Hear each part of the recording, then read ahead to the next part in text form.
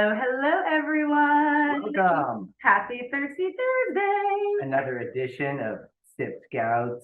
Well, this week this month is cocktail party. Cocktail party, yes, which means you guys get to get engaged and shake and stir with us, and we're super excited to see some of you here. Welcome back to those of you who are SipScout members and join us regularly. And to those of you who are new, hello. I'm Suzanne. I'm the founder of the Crafty Cask, where we are all about celebrating and supporting craft alcohol makers like some of those that we will discuss today. And my name is Evan. I am a certified sommelier, certified cider professional, whiskey enthusiast, equal opportunity craft beer drinker, and your mixologist for the day. A great mixologist. He's my personal mixologist, and let me tell you, you're in good hands with this guy. Why, thank you. So for those of you who are returning and have joined us for a few times, we said this last month, but I just want to give a shout out in case those of you weren't here last month. We've changed things up a little bit. We're doing things in a webinar format now. And what that means is for the first portion, while we're making cocktails, while we're telling stories, you're just going to see us. You're just going to hear from us. We would love it if you still jump in on the chat. You won't be able to turn your video on or unmute yourself in the beginning, but then near the end, as we all have our drinks and we're all kind of hanging out a little bit, we can promote all of you to panelists, and then you can turn your videos on, chat with us, and we can have a little happy hour at the end. Indeed. Yeah, so that's kind of the new flow of things based on some feedback we heard, so that we can get the information out there and really get the party started. So here we go. Shaking it up. We're going to be talking about the margarita today. Cinco de Mayo is right around the corner, and many of you, I imagine, will be celebrating in some capacity, even if it's just a simple cocktail with your evening meal. Yeah, you might not be a big Cinco de Mayo partier, and that's okay, but it's nice to have a margarita or some tacos or something to kind of celebrate Mexico. And as we kind of play together throughout this next hour and a half, we will have some poll questions thrown up in there to test your knowledge on all things Mexico, all things margarita, all sorts of fun things. What do you think? Should we chat a little bit about the margarita? Start making our first cocktail? I don't know. Do we have some votes? You want to throw some votes in the chat? You want to make that first cocktail here? Because I think we probably want to do that. Let me turn that on. Talk about it. Jay wants us to talk a little bit. All right. So first, we're going to. What do you want me to do? Oh, I was just going to suggest that you. Oh, thanks. Yeah. Just move my phone out of the way. All right. So margaritas. We gave you some information in your SipScout report. Who read it? Who read the SipScout report? We're going to quiz you. Who read it? Yeah, you're going to get some quizzes here. So margarita is actually the most popular cocktail in the United States. Number one. And it has been number one since Nielsen started studying this. I used to be a market researcher back in my day. And so Nielsen does a lot of consumer surveys, and they have a survey that they started back in 2016 to understand what bar goers, what their favorite drinks are. And ever since they started it in 2016, margarita has been number one. Isn't that crazy? Like for us, for people like us and people like you, I think, who drink a lot of cocktails and like to try new things. If you're a SipScout member, you certainly like to try new things. Like the fact that the margarita has been the number one cocktail in the United States since 2016 blows my mind. But that's a big credit to the margarita itself. Less maybe virtuous market research work, though, since even the early 2000s have suggested just a huge popularity of this well-known cocktail. I believe in 2008 there was a study that suggested that 185,000 margaritas are consumed every hour in the United States. Every hour? Like, is that like all day, every day? Like, it seems like a weird stat to me as a market researcher, but regardless, the answer is we are drinking a lot of margaritas in this country. So this will be fun because we're going to talk a lot about the margarita, and we're also going to teach you some great techniques so that you can make delicious margaritas at home, because we've all had crappy margaritas. No. Well, Evan's probably never had a crappy margarita. No, I've had plenty of crappy margaritas. But partially because he basically just refuses to order margaritas at most places out. And when we do order margaritas out, we always ask, we actually did this at our local Mexican joint recently. We say, are you using a mix or are you using fresh lime juice? That's your tip. So when you go to a restaurant, if you're craving a margarita, just ask them that simple question. If they say, oh, we have a mix, and a lot of times they'll say, oh, it's a house mix, it's wonderful. What that usually means is it's pumped full of a lot of sugar and often artificial flavoring and not actual lime juice itself. The local restaurant we asked told us straightforward, this margarita is a mix, but for like an extra 50 cents, we can make it for you with fresh pressed juice. It's well worth it. Highly advised. Yeah, absolutely. I'm going to launch our first poll here while we chit chat a little bit. Speaking of the impending holiday that's approaching. Yeah, you know, we were debating, should we do the Margarita SipScout Kit in April? Should we do it in May? And we were like, let's do it in April so we can get people prepared for Cinco de Mayo, get them making some delicious margaritas, fill their brains with lots of margarita knowledge so that when you're celebrating with friends, you get to kind of show off a little bit. All right. What does Cinco de Mayo celebrate? What does it celebrate? Interesting. That's a good question. Yeah. So as people are filling this in, let's talk a little bit about our first cocktail that we're going to make in kind of the. Why are we making a brandy cocktail? Yeah, is anyone curious why there's brandy in your margarita kit?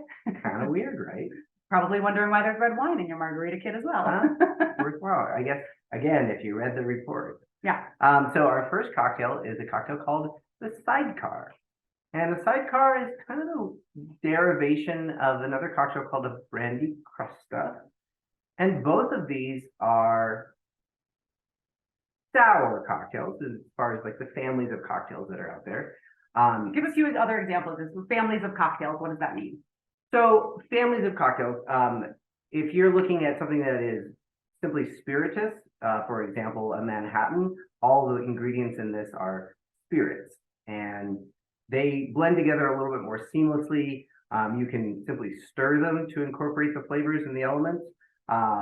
This one being a sours include citrus juice, as well as some kind of sweetener to balance out the tartness of the acidity in the citrus, and then your base spirit. And then there's often complex sours, right, which are two spirits. Is that kind of the way that works? Yeah, so there's a primary spirit, as well as a secondary kind of flavoring spirit in a complex sour, which leads us to the category of sours that we're going to be making with the Sidecar, which is specifically a daisy. Just wanted to say one thing because we're talking families of cocktails. You saw that. The reason I was pausing and saying talk about families of cocktails so a few other families are like muddled cocktails would be kind of a family of cocktails. Yeah. Hot beverages, like hot skip toddies. Over the other ones. You know, I'm trying to think of what some of the other ones are. I know this. Oh, now I'm being quizzed. Collins cocktails. So the reason I mention this is because if you understand the family of cocktail that you're making, so in our example here, a sour, if you understand what a sour is, all of a sudden you have a whole portfolio of cocktails you can make. It kind of allows you to start to cook the way many of us cook at home, where if you understand the basic ratios of, I want, you know, 1 part, you're going to do this better, 1 part citrus, 1 part spirit, 1 part sweetener, for example. I don't know if that's the right ratio, but generally 2 parts spirit, 1 part sweetener, 1 part citrus. I just make weaker drinks apparently. But so if you know those ratios for like, this is what a sour is, that's what allows you to start to riff, right? That's what allows you to be like, cool, I make a great margarita. Now, what if I replaced rum in that? What would that do? And what if I place this other sweetener in that? And then you get to start to like really create delicious cocktails on your own. So that's why I think it's really important to like, yes, we're talking about these 3 specific cocktails, but ladder them up a little bit to like, that allows you to swap and make different things. If you make a really good chicken piccata, you probably can make a really good veal piccata. Right. You make a really good eggplant parmesan, you might make a good chicken parmesan. But it's even like swapping the sauces, swapping if it's breaded or not, right? Like all of those things is kind of that Just same because idea. you make a good chicken piccata doesn't mean you make a good chicken cacciatore. Yeah, for sure.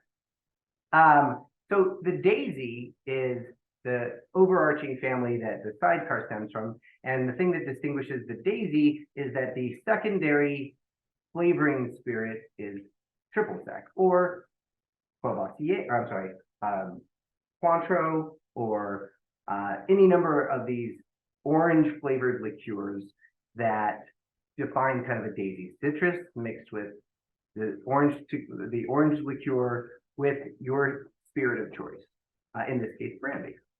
So the Sidecar, it's been around for quite a while. and its origins are muddled, not unlike the margarita. There's often lots of stories about the origins of cocktails. But why are we starting with a sidecar and a Margarita Mixology Kit?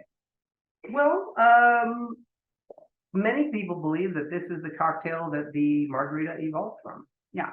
And I think that this was something that was suggested in In the the SipScout report? Yeah, for sure. Margarita's origins are also similarly muddled, but the story that we kind of like the most here at the Crafty Cask is during Prohibition, a lot of people were traveling to places where alcohol wasn't illegal, i.e. Mexico, and wanting to order some of their favorite cocktails back home.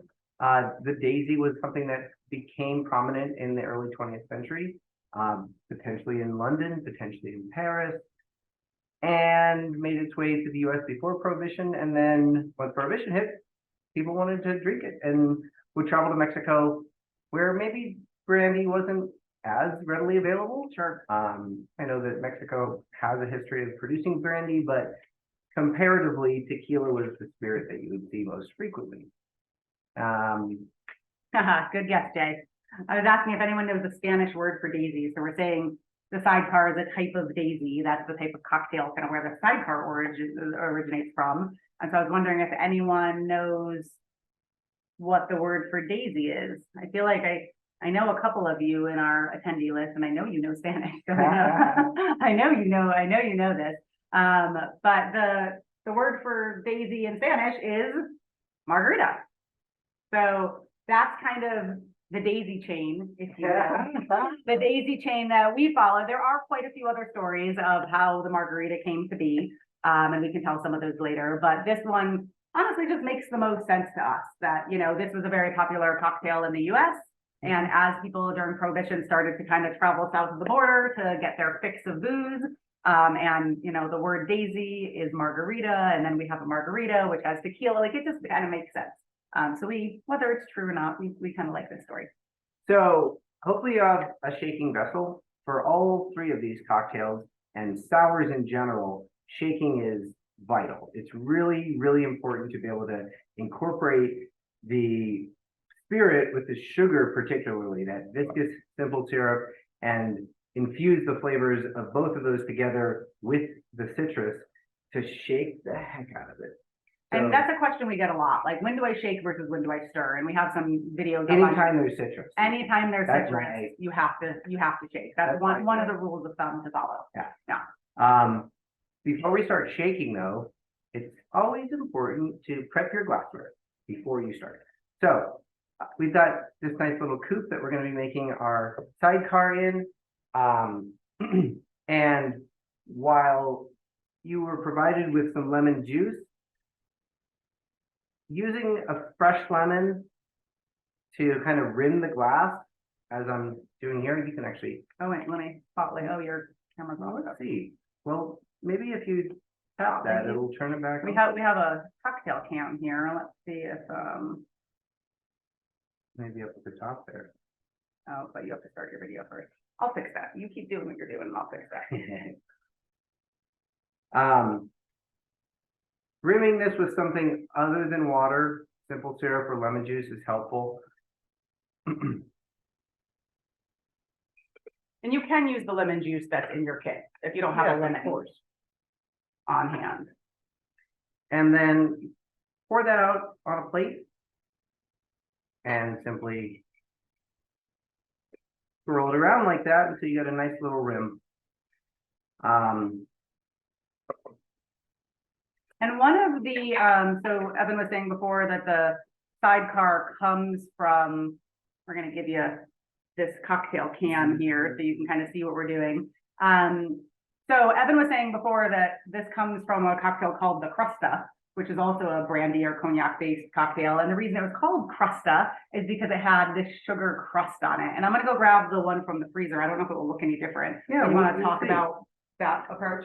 Yeah, so some cocktail recipes suggest in preparation for preparing this cocktail for guests that you actually do what I just did ahead of time and place it in the freezer and kind of allow the sugar and the lemon juice to almost candy. And it doesn't look, I mean, outside of sugar the doesn't front, look all that yeah, different. outside of the frosting from the time in the freezer, it doesn't look all that different. Yeah. But you know what? I drinking a frozen glass sounds Yeah, that's a nice tip, optimal to me. especially as we start to come up on summer. I'm gonna add a stove on the spotlight here. So as we, come up on summer, putting your glass in the freezer before you make a cocktail, especially if you're gonna be serving it not over ice, is a great way to keep your drink cold. And even if you are putting it over ice in the summer, especially we live here in Arizona, so it's very warm, having a cold glass and some ice in there will keep it cold longer. I'm also going to cut a little slice of lemon as a garnish, just because, it'll look pretty. Yeah, you always want to get your glass ready and your garnishes ready before you start making the cocktail. Because one of Evan's biggest tips that, he'll probably voice over again because it is so important, is you don't want ice sitting in the cocktail shaker with ingredients, nor do you want ice sitting in your drink for any amount of time until you're ready to drink it, right? Because the longer the ice sits there, the more it's going to dilute your drink. So you really want to kind of get everything prepped, get everything ready, make it look pretty, and then we're ready to go. All right, so we're going to start off with lemon juice, and we are adding these ingredients, as some of you might recall from previous Crafty Cask cocktail lessons, in the order of least expensive to most expensive, basically, so that if you mess up, no harm, no foul, you can start over. Whereas if you start with the brandy in this case, or the tequila in the case of the margarita, it's sad to be like, oh, I added the wrong amount here. Now I have to start from scratch. So yeah, you don't have to pour out the booze. Yeah, that's no fun. We're going to do 3/4 of an ounce of lemon juice, which for those of you who are following along at home, that's 1.5 tablespoons. Yeah, and if you're making both cocktails, so you have enough in your SipScout kit to make 2 of each cocktail, and you can make 2 of each in one cocktail shaker. We wouldn't recommend doing more than 2 ever if you're making cocktails for a group. But you can make both cocktails at once here. Right? Yeah, definitely. Yeah, right, mixologist. More than 2 is not generally advised for a standard size shaker. Yeah, and you'll notice, we're only making 1 right now, but you'll notice we would suggest, even though these are pretty closely measured to exactly how much you need for most things, we always recommend measuring it because, whether we fill it up to the shoulder or a little bit past it or down a little, like that impacts things. And also, for some of these ingredients, there is a little extra in there that you don't need. So measuring makes you look like a pro. Cocktail making makes you look like you care. Yeah, cocktail making is more like baking than cooking. You do always want to measure. And just so you know, when you are using a jigger, if this is an ounce and the bottom part is 1/2 ounce, an ounce pour is literally up to the very rim. There should be a small little meniscus of a bubble of the liquid going over the top. Yeah, you want it like very, very. And then, so we've added our lemon juice and our mandarin Napoleon, 2 ounces of, I'm about to add more mandarin. That's not what we want to do. And I'm going to put, if you don't have your SipScout report in front of you, or for those of you who are joining us who aren't SipScout members yet, the recipes are in the SipScout report right here. So you can pull that up on your computer. Did we ever tell people why Cinco de Mayo is celebrated? Oh, our first poll. We have not got to that yet. Sorry, crew. So yeah, I did end the poll and we got a 50-50 split. And so Mexico's independence from Spain, Mexico's independence, that is what most people think. They think it's Mexico's Independence Day. That is actually not correct. So Mexico's Independence Day was, I think, like 50 years earlier, actually, or independence. So this was actually Mexicans' victory over the French. And it was in the town of Puebla, and it celebrates that anniversary where they defeated the French Empire in the Battle of Puebla in 1862. All right, so we've got all of our ingredients added. As you can see, when you add the ingredients without ice, you can be chatting all the while and not worry about your drink getting diluted. Which is great for when you're having a cocktail party, because if you've ever had a cocktail party, everyone's hanging out in the kitchen with you. You're trying to put the final touches on the hors d'oeuvres, you're trying to do the thing, and your aunt is telling you the biggest story and you're trying to pay attention. So it's nice for that reason. But also, like we said before, you always want, this is one of the things that people say, how come my cocktails never taste as good at home as they do at the bar? Honestly, a lot of times because they're much more diluted, because most people, when they make cocktails at home, the first thing they do is go to the freezer. and they put the ice in the thing. And then they find the ingredients and they pour something in and they walk away. All the while it's melting. No one wants a watery cocktail. All right, so now we've got our ice and our ingredients mixed together here. What you're gonna do for shaking is I would recommend standing. Engage your core. And then when you combine the two, you're gonna do a rapid 20 or so shakes, really get your wrist into the action. I'm not gonna be able to talk about this once I start doing it because it's gonna be loud, but here we go. And make sure you smile. I'm going to fight a little bit so you can see your motion. Yeah. Yeah. So you'll notice when Evan's shaking, he's not just shaking straight back and forth, right? He's really using his wrists a little bit to kind of almost create like an infinity loop as he's shaking. And there's a real reason you're very dropsy, huh? Good thing we have a nice little map on below us. And so the reason he does that is because you want to create chaos in the shaker. If it's just going back and forth, that ice isn't really like moving around and going through the liquid. So you really want to create as much chaos in there as you possibly can. And that is how you get a well-shaken kind of, drink that really incorporates things, but also some of the frothiness with the aeration, I guess. But some of the aeration from shaking as well as part of the mouthfeel. Yeah, that's really a big important part of creating sours as well, is you want them to be light and airy, as opposed to something that you stir that just, it seems a lot more dense and like heavy on your palate. All right. You could be my guinea pig. Does everyone have their cocktail? Are they ready for a cheers? As always, time for my part of the job.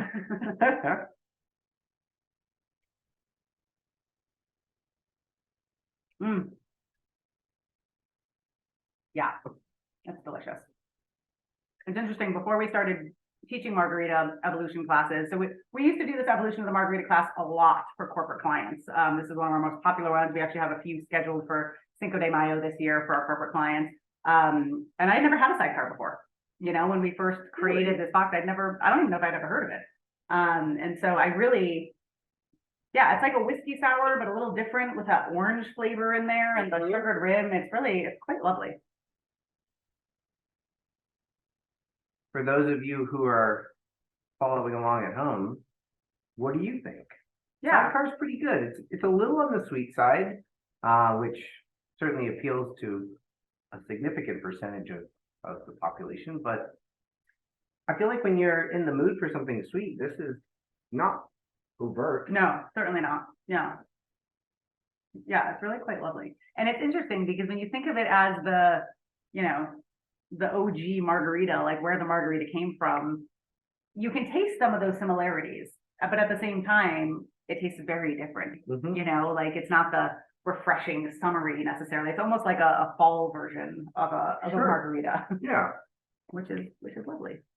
Yeah, throw in the chat. What do you think? Have you had a sidecar before? Do you enjoy this? Do you like it? We're always, especially, SipScout is all about helping you discover new drinks, and understand what you like and what you don't like. So we are never offended, ever. We are never offended if you're like, oh, I do not like this. This is not for me. Now, what we will do is we'll say, tell us why you don't like it. Tell us what it is about that. You don't just get to say no. Right. And the reason for that is because, it really helps you better understand what you like and what you don't like. So just versus just saying, I don't like sidecars, if you say, I don't really like that depth of flavor that the brandy's bringing. I like things that are brighter and more acidic and a little bit more, sour. That's helpful for a bartender, right? Versus you going up to them and saying, like, I don't really like sidecars. Can you make me a different drink? That's not as helpful. So yeah. What do you think? Yeah, Jennifer, you're right. It is a great way to use brandy. Absolutely. Yeah. Do you guys feel like you have an old bottle of brandy that sits on your shelf for forever and you never know what to do with it? This is a perfect option. What are some other things you can do with brandy? What are some other Corpse Reviver number 2? Corpse Reviver number 2. Tell them what That's that a great one. That's a mixture of brandy or cognac and rye, lemon juice, simple syrup, and absinthe. Ah, yeah. So that's another. Hence the reviving of the corpse. The absinthe kind of just was like All right, zombie, back to life. Yeah, yeah, it is, absinthe is maybe one of those other bottles that, you know, you get a bottle of absinthe at one point, it sits in your bar for a very long time. And so Corpse Reviver, Death in the Afternoon, those are the things. Yeah, Bob, thanks. Fall margarita. I feel like it is. Like, that's also, so another fun twist, the opposite direction. Has anyone ever heard of or made an Oaxacan old fashioned? So old fashions are typically kind of fall, wintry drinks, right? Whiskey, bitters, sugar. And we really love in the summer to make a Oaxacan old fashioned, which substitutes mezcal for the whiskey. And it also substitutes, I guess we put a slice of grapefruit in it instead of orange or cherry. And it's like a light, bright kind of old fashioned for the summer. So. And if mezcal is not totally your game, you can do a little mixture of tequila and mezcal as a way to lighten that smokiness that sometimes is off-putting. You probably could just do a tequila, you know, old fashioned as well. I think that'd be really love delicious. tequila. So, all right, our next question here: when was the sidecar invented? When we were talking about where? No, where? Sorry, where? Oh yeah. Yeah. And so we have a split between London and New Orleans. New Orleans is a great guess because the cocktail we were talking about previously, the Crusta, the Crusta was invented in New Orleans, and so that's a great guess. Other brandy cocktails like Sazerac also. Yeah, brandy and New Orleans do kind of go hand in hand. The French influence there, I'm sure, played a big role. That was yeah, absolutely. But it was actually London. It was invented in London, and it was a bartender who, I believe it was during World War II. Is that what we read? World War One. World War One. It was World War One. Gosh, that was about long ago, huh? And so a bartender in London, there was a U.S. Army sergeant who would come to his bar a lot, and he created this drink for him, apparently. And he always rode up to the bar in the sidecar of a motorcycle. That was his transport. So it's probably, you know, since he was a little higher up in the chain. He didn't have to drive himself. Yeah, exactly. He had, and maybe he wasn't a sergeant, maybe he was even higher. But yeah, so that's where the name comes from, is the guy that this was invented for got ridden around in a sidecar of a motorcycle, and this was born. It's funny, my time behind the bar, I rarely remembered people's names. I remembered what they drank or like what they wore or what they drove. That was just kind of how you would reference someone. You would know them, like, hey, Jeep dude's here. Jeep dude's here again. Man, Jeep dude gets so out of hand. That's great. Yeah, I really like the sidecar. It's a nice, I feel like it's a nice pre-dinner drink. It's after dinner too. Good for days that end in Y.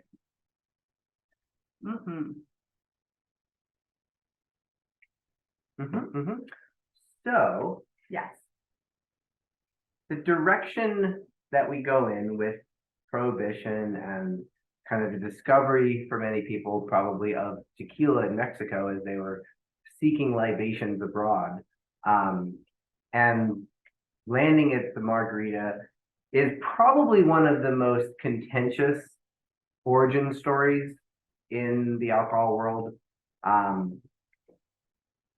I feel like offhand, I can think of maybe 6 different origin stories, and for the margarita, and I don't, specifically? yeah, and I don't know how many there are. There's probably far more stories of them being made by somebody for a girl named Peggy, and Peggy is Marguerite, short for Marguerite, and then it became the margarita, or someone who's already named Marguerite makes it for her friends, and then her friends name it after her because they love it. Yep. And then Tommy Hilfiger is there. Or, I'm sorry. No, Tommy Hilton. Tommy Hilton is there, and he introduces the margarita to the Hilton hotel brand.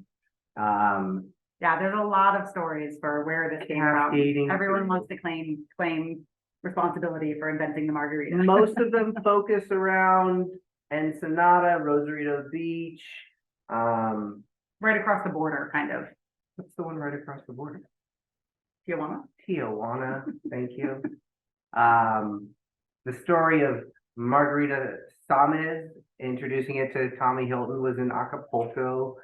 And I might have just given away a quiz question. It might not be the right answer that you just gave away. You never know. Yeah. Oh, that's a good one. The first Cinco de Mayo celebration. Yeah, we have a little question up for that. But in the meanwhile, Kristen, was mentioning that this is delicious. Good. We're glad you like it. And I agree. This specific brandy does have notes of dates. Mm-hmm. And this brandy is really, it's beautifully made. And a lot of people are afraid of brandy. You know, because like we were talking about before, they don't know what to do with it. But if you like whiskey, brandy is a very close cousin, and it has a little bit of extra sweetness to it because it's made, you know, the way it's made. And is this This one is from Spain. Yeah, this is it from is a Spanish brandy. Gran Reserva, and it's a Solera style brandy, which essentially means that each brandy bottling that they make at Cardinal is a kind of a conglomeration of multiple years.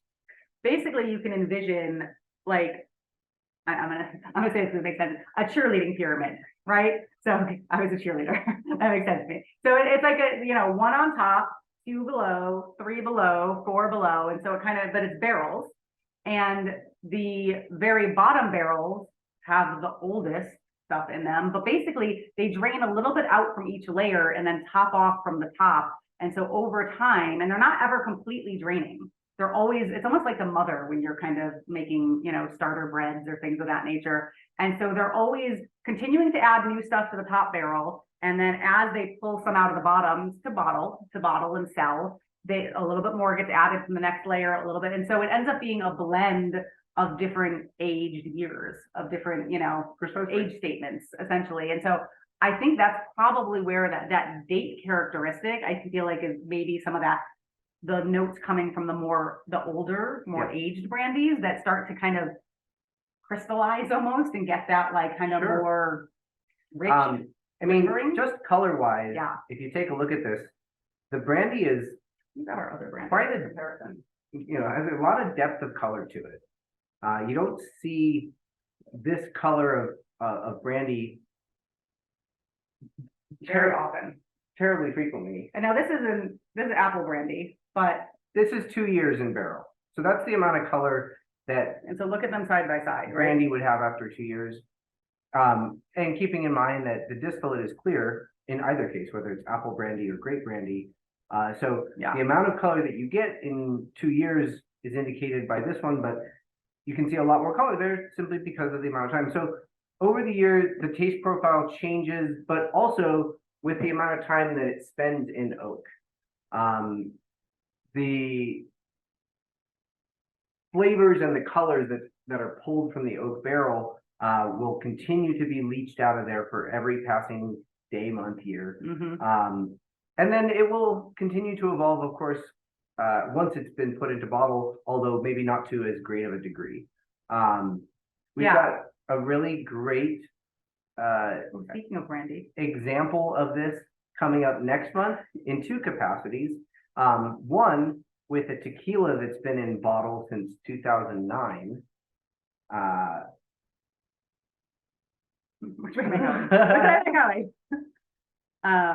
And then a brandy that's been in bottle since 1983. I'm sorry, was distilled in 1983, was in barrels for 27 years. And was just bottled in 2010. So still has bottle age as well, but lots of barrel age.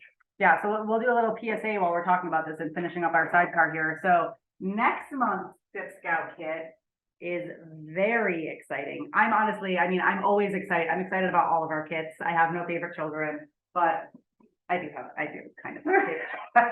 and if I had to name a favorite child, it would probably be Charbay. So this is what you're gonna get in your kit next month. And you can see how low these bottles are.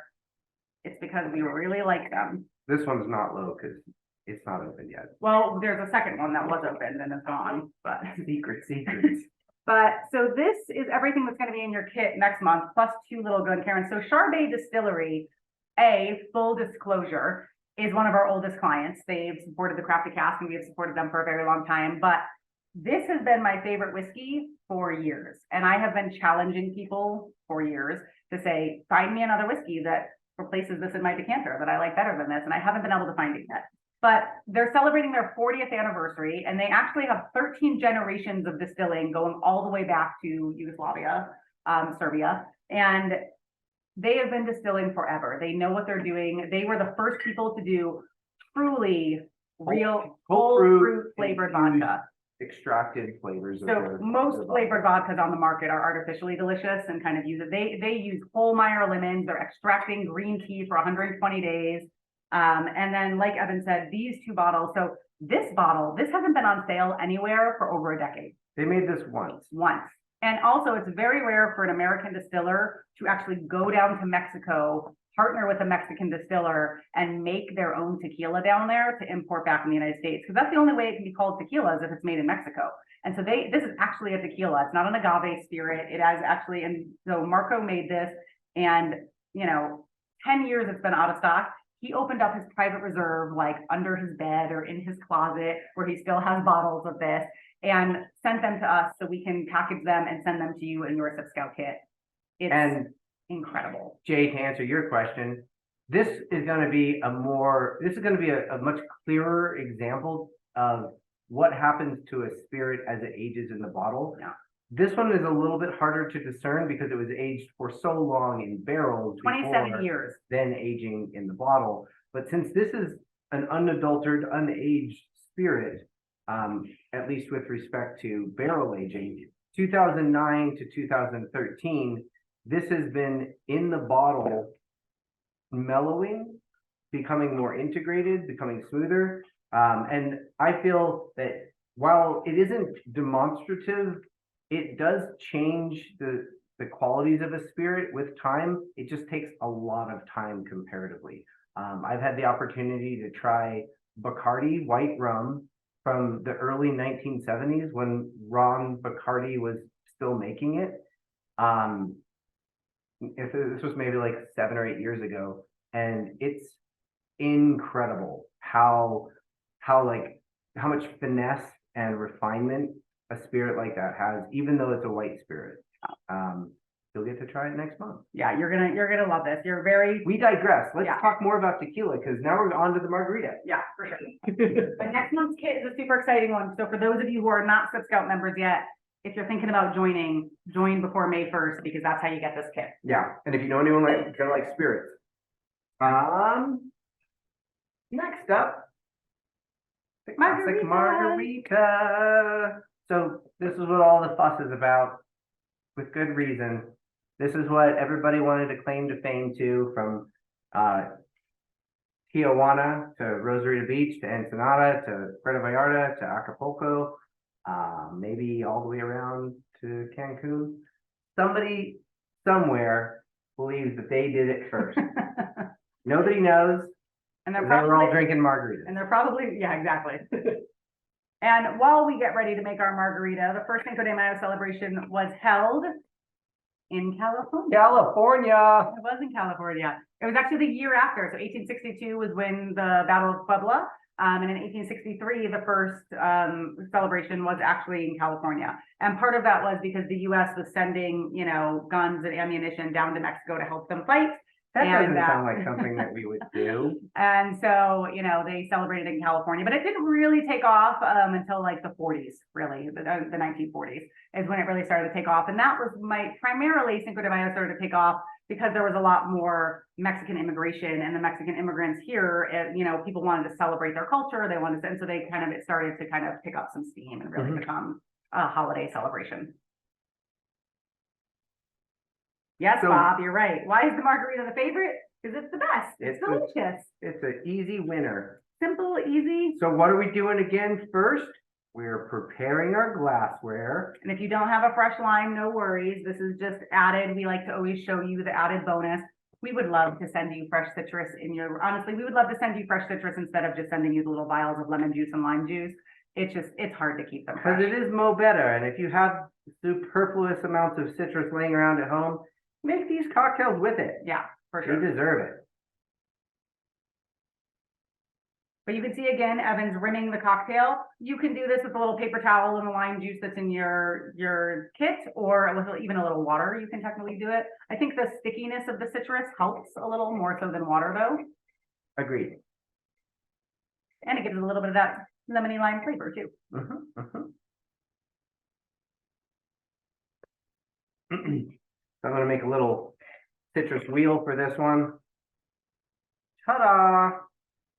And then we're gonna mix up our drink. And we have a poll question related to what Evan just did. So why do we put salt on a margarita?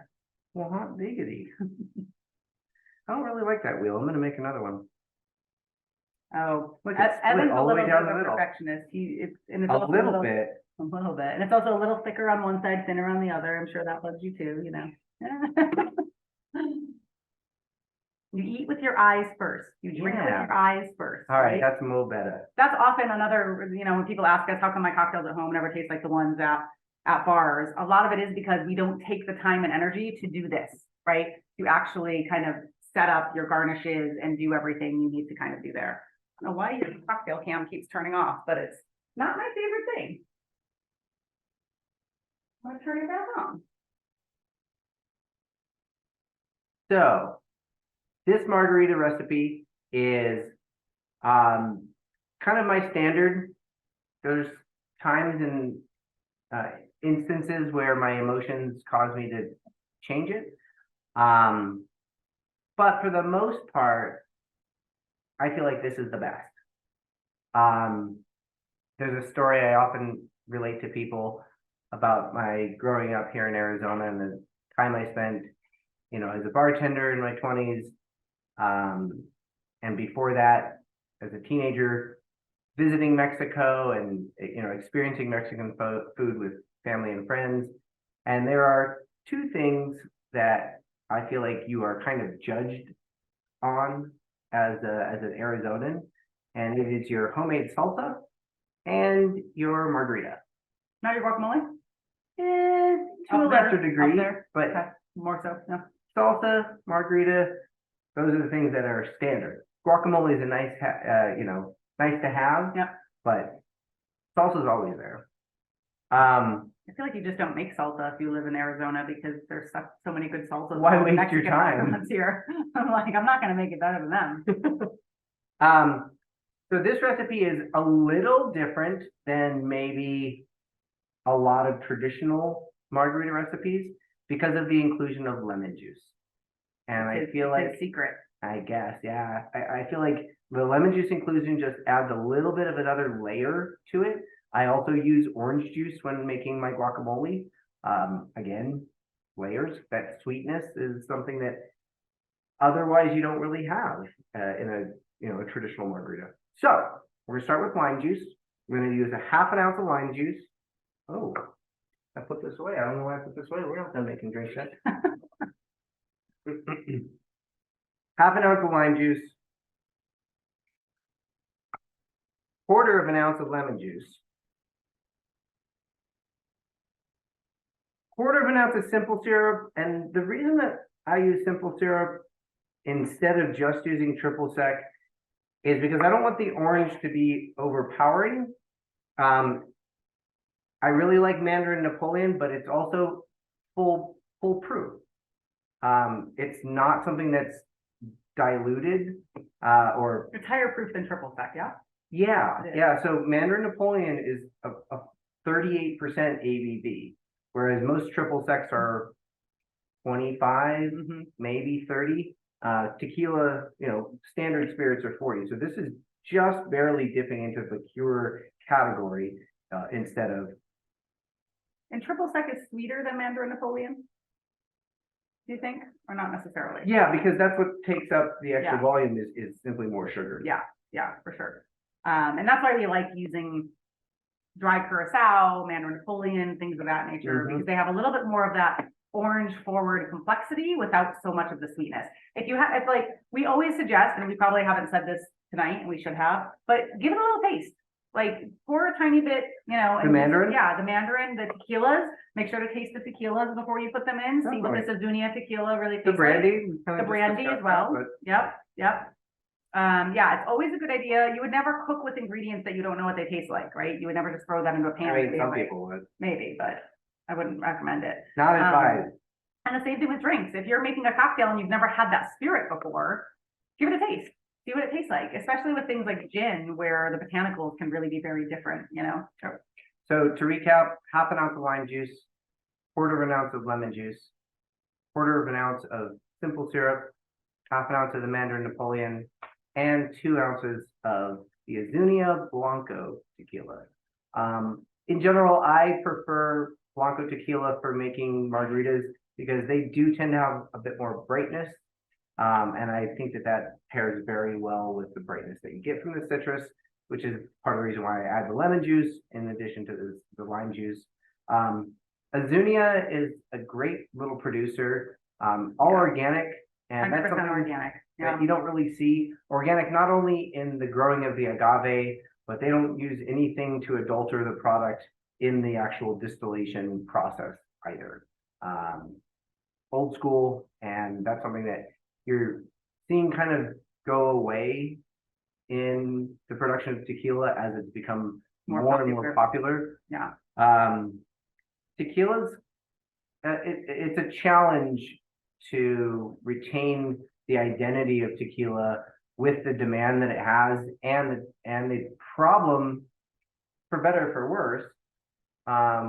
Shake up your cocktail first because we have another poll question. I was about to give away another poll question. First, why salt on a margarita? All of these seem like very reasonable answers, don't they? And the audience is split. You guys are split across all three of them, so we tricked you good.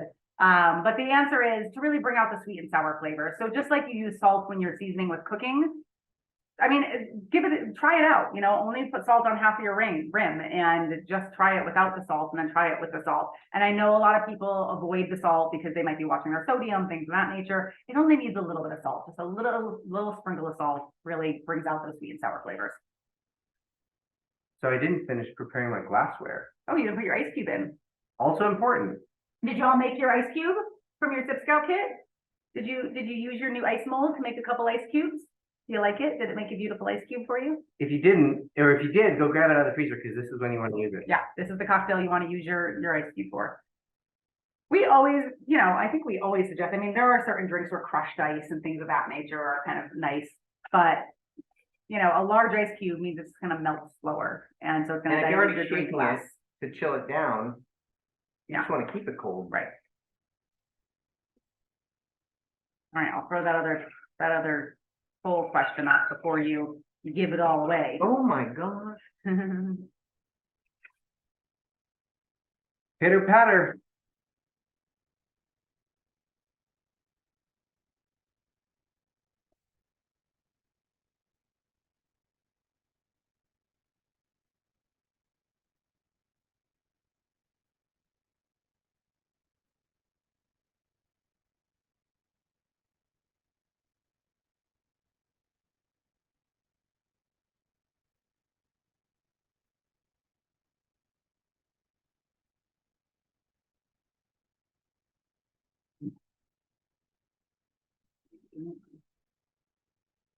I'm gonna have to take a first sip to make sure it's right.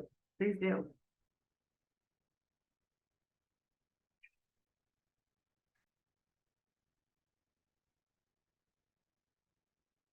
Yeah, What's the quote? Abajo, al dentro, a centro, abajo. the No, atrop, or something, right? We have it somewhere. who knows it? It's Who knows it? Who knows it? above, below, I have it. Hold on. to the center, to the mouth. I got it. Uh, Arriba, arriba, abajo, al centro. centro, Pa y dentro. para dentro. And what that means is a Mexican toast. That means glasses up, glasses down, glasses to the front, which is a wish to everyone's health when you cheers. And then Down, inside you, cheers, essentially. out the window, In the- defenestration. Arriba, abajo, al centro, y pa dentro. There we go. That's the proper way. Probably not proper still, but To the windows, to the walls. exactly. Yeah, and you'll notice this margarita is not lime green. That's something that I feel like a lot of people, It's a good indication that it's chemically delicious house mix. yeah. You don't want your leather, they don't need to be lime green. And when you use a lime, is that lime green? It's not. And also a little bit of lemon juice also kind of brings down that color as well. So yeah, this is a How did I do delicious, it? it's delicious. Woohoo! Woohoo! I'm honestly like, I like margaritas, but I'm not someone who would typically order a margarita out. As there's other things that are slightly more interesting to me. But, and I think partially it's because Evan makes such delicious margaritas that like, Why you know, waste your I have time? delicious margaritas at home. I don't need to order them out. Yeah, this is very good. Ooh, that rock salt is a little salty though. Mhm. It's much saltier. And that's something to pay attention to as well, is what kind of salt you're using, you know, because certain salts, if it's big chunks of salt, you're gonna get a lot more of that salt flavor with every sip versus if it's finer ground salt. It's okay. Or like to that. Maldon sea flakes, Yeah, you can get or creative perhaps a salt, flavored salt. pink Himalayan salt, or Do yeah, I give away something again? I don't know, maybe. Yeah.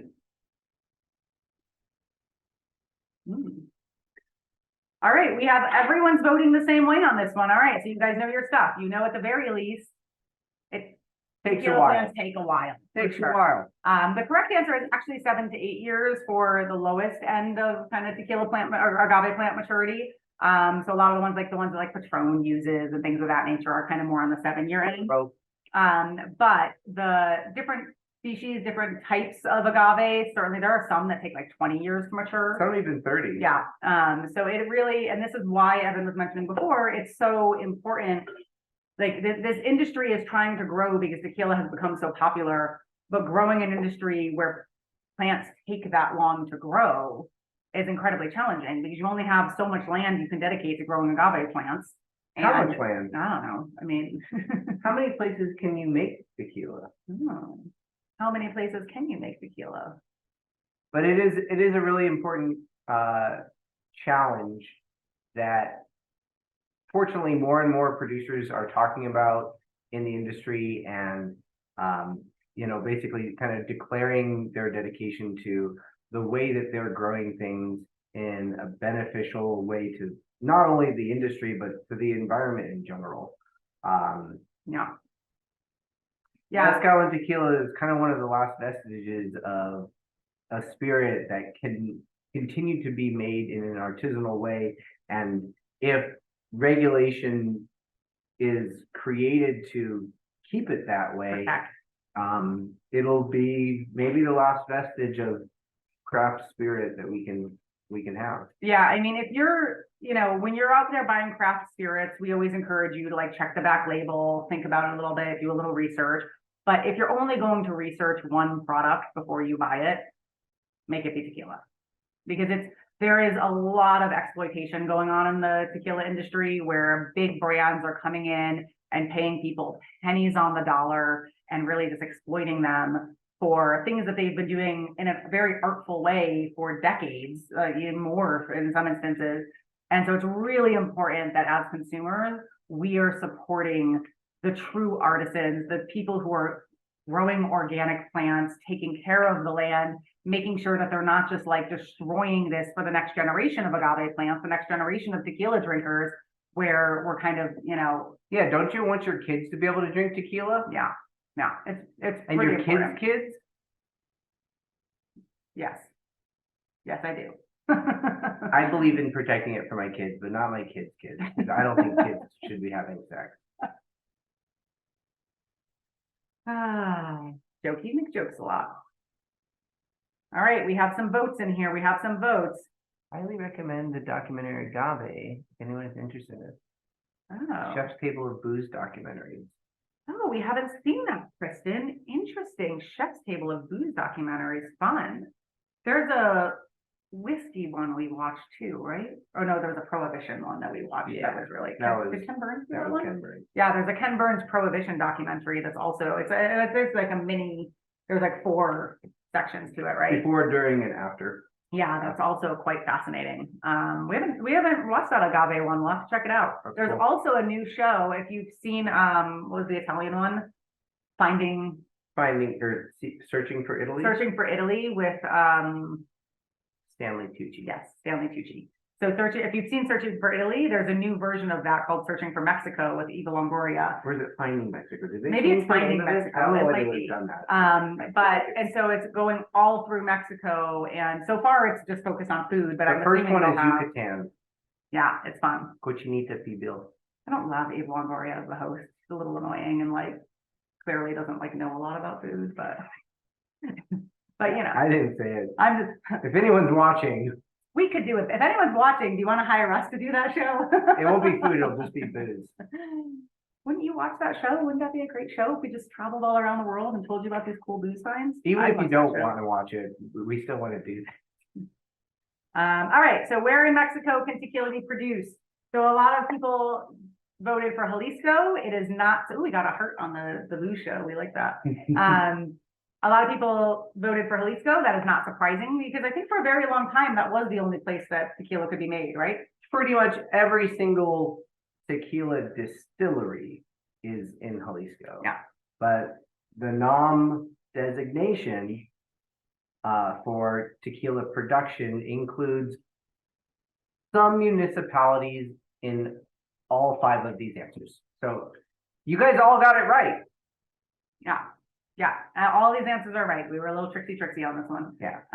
But it is only like some areas in each one. Yeah, So it's it's not like the- anywhere. It's the adjacent municipalities Kind of touching. surrounding Jalisco in Michoacan and Guanajuato and Nayarit and Tamaulipas.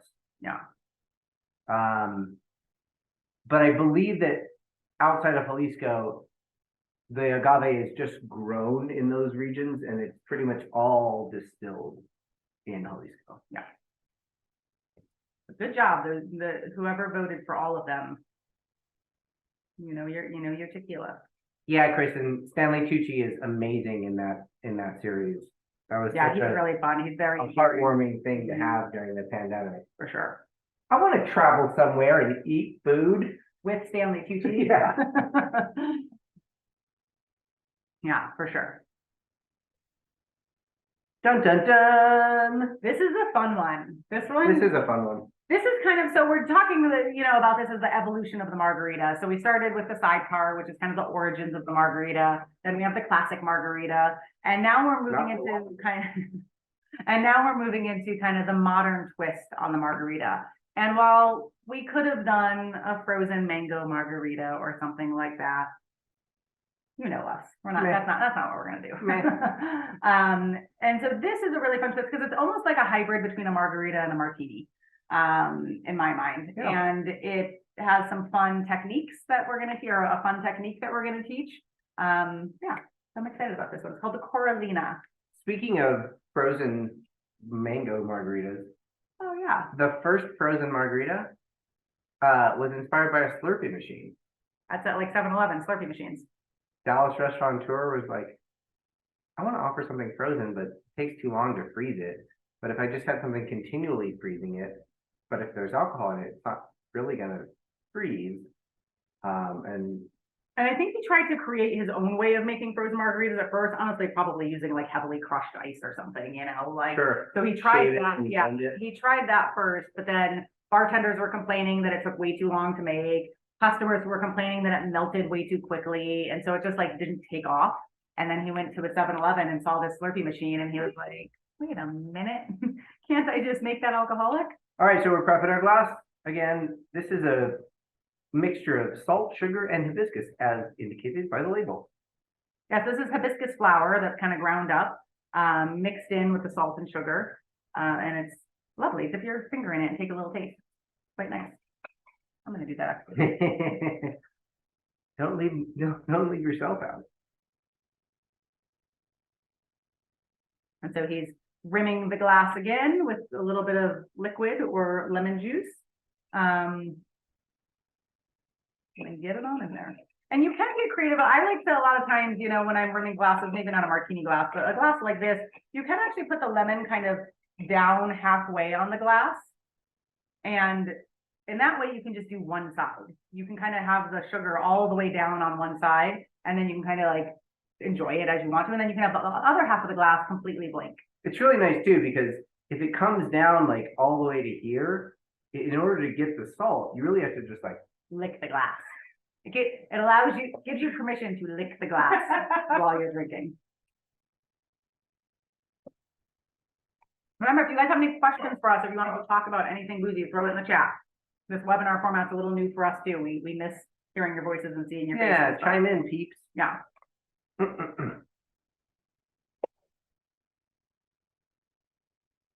All right, so we're gonna switch over here to the Coralina, and we're gonna do an ounce of lime juice.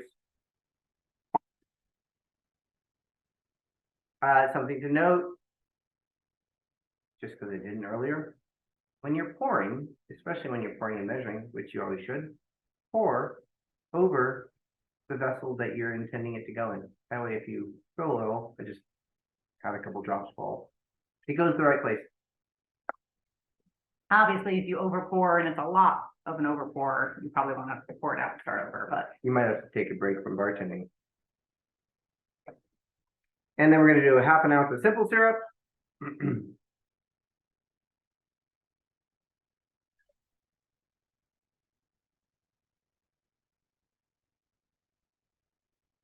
And then, oh, that's brandy. I'm going to put that back here. Half an ounce of the Mandarin Napoleon. What do you guys think of that Mandarin Napoleon? I feel like it's remarkably authentic. It's almost tangerine in its fruit quality. It's really cool. And the Repo.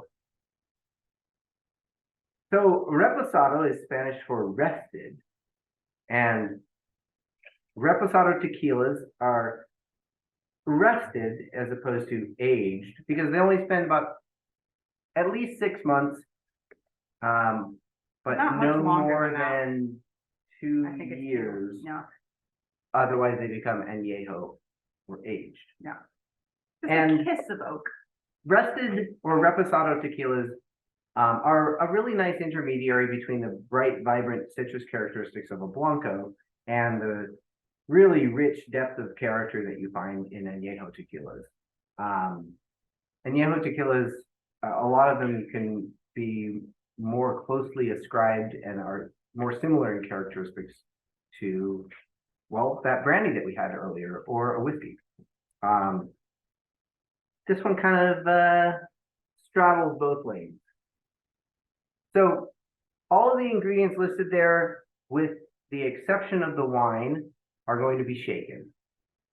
And then we're going to go into the fun, pretty part. The fun, pretty part. So we have a first-time SipScouter here, Jennifer, and her boyfriend, Zach. Happy birthday, Zach. It sounds like he got SipScout for his birthday. Cool. So yay. Happy birthday. Fun birthday gift to have a little mixology class. Hope you're enjoying it. So we've got our glassware prepared. We've got our ice and our spirit separate. Ready to go. Rat-a-tat.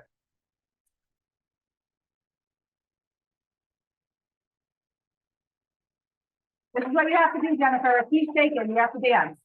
Or Zach, if Jennifer's shaking, you have to dance. You have to do the shake, shake dance. Nothing more appetizing than the pitter pat of ice banging around the inside of a cocktail shaker. True. And that's why we always tell people, don't shake kind of like in the corner, like quietly. Like you got to get into it. You got to get your shake gotta be a personality into performer. it. You got to put a smile on your face because whenever you're shaking a cocktail, people are going to hear it and they're going to look your way. And it's exciting, right? If you want to give them that little bit of Is it fun time? pizzazz, that little bit of performance with it.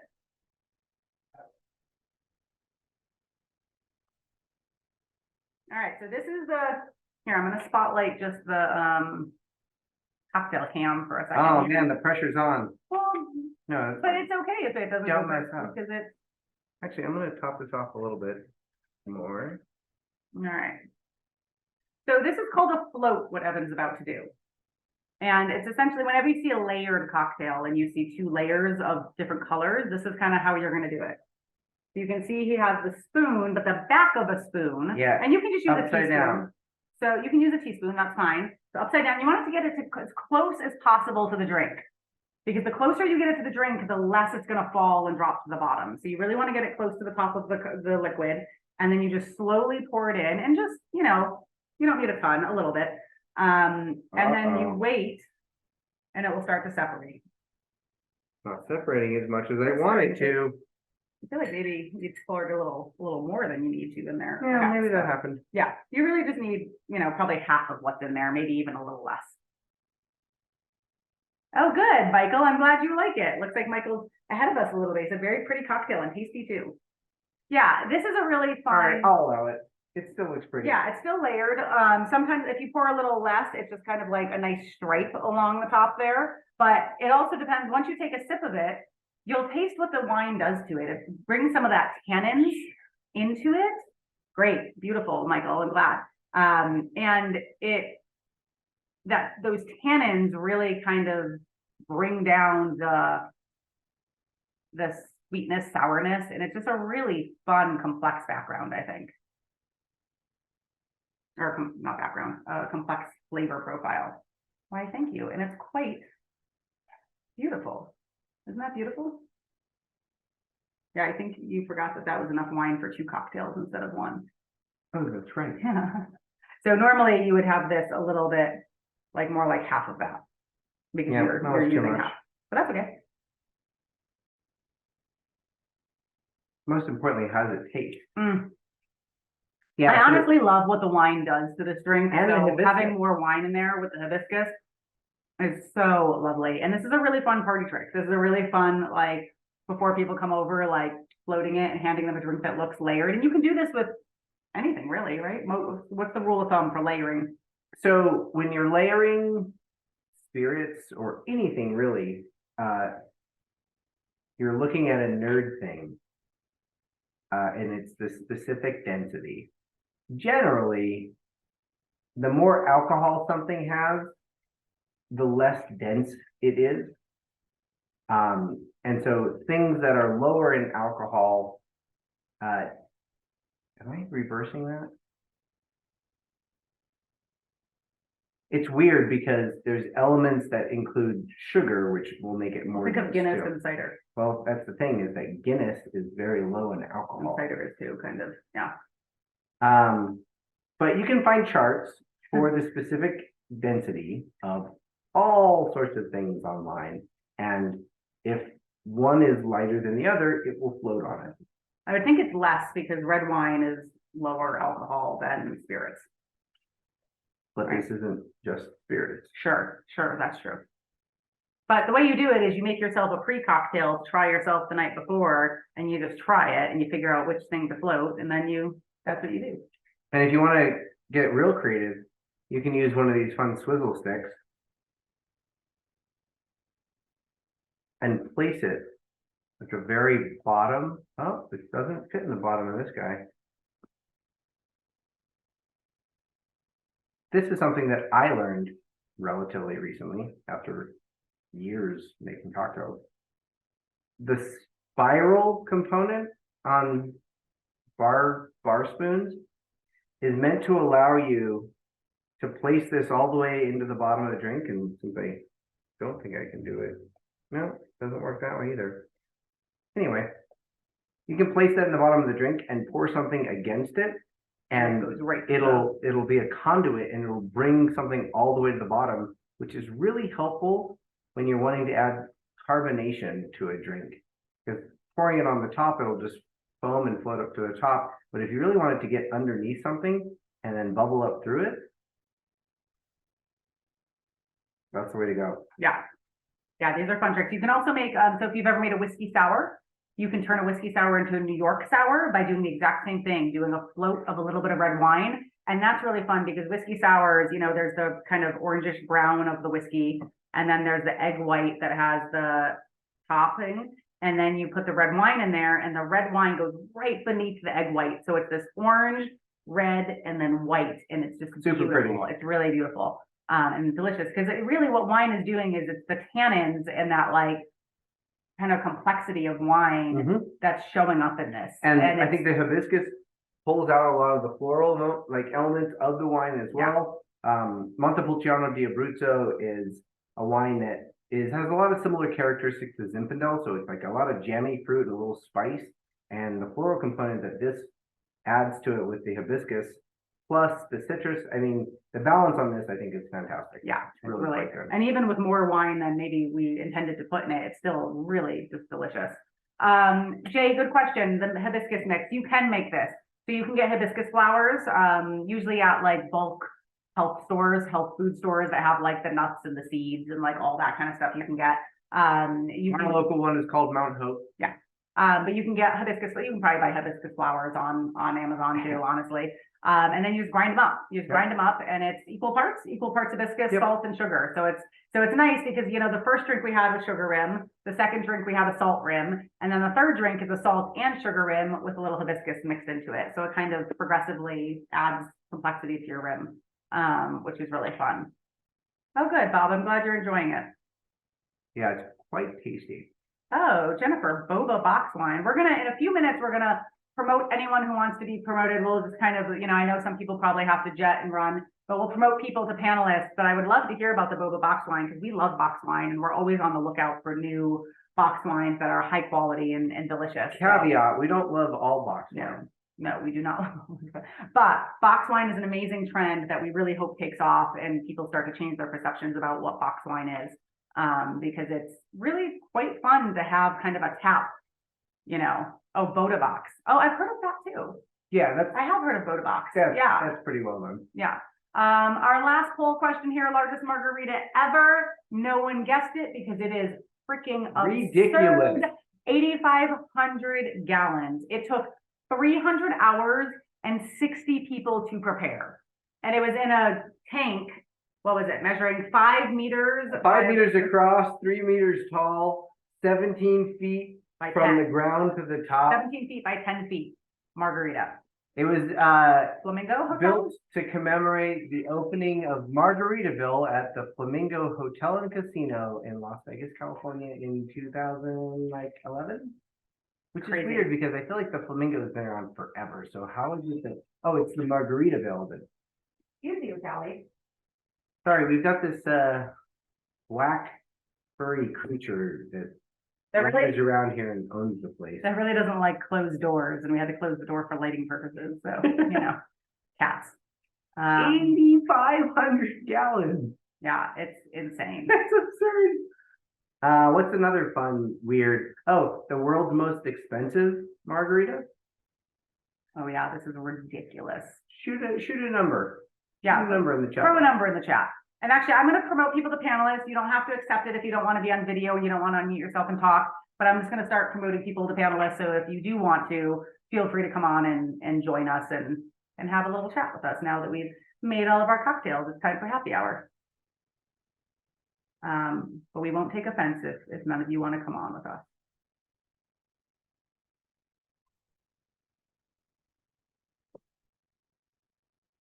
But yeah, we'd love to hear your guesses. What do you think the most expensive margarita is? What was that? Oh yeah, I don't know. Hi. Hello. Hello.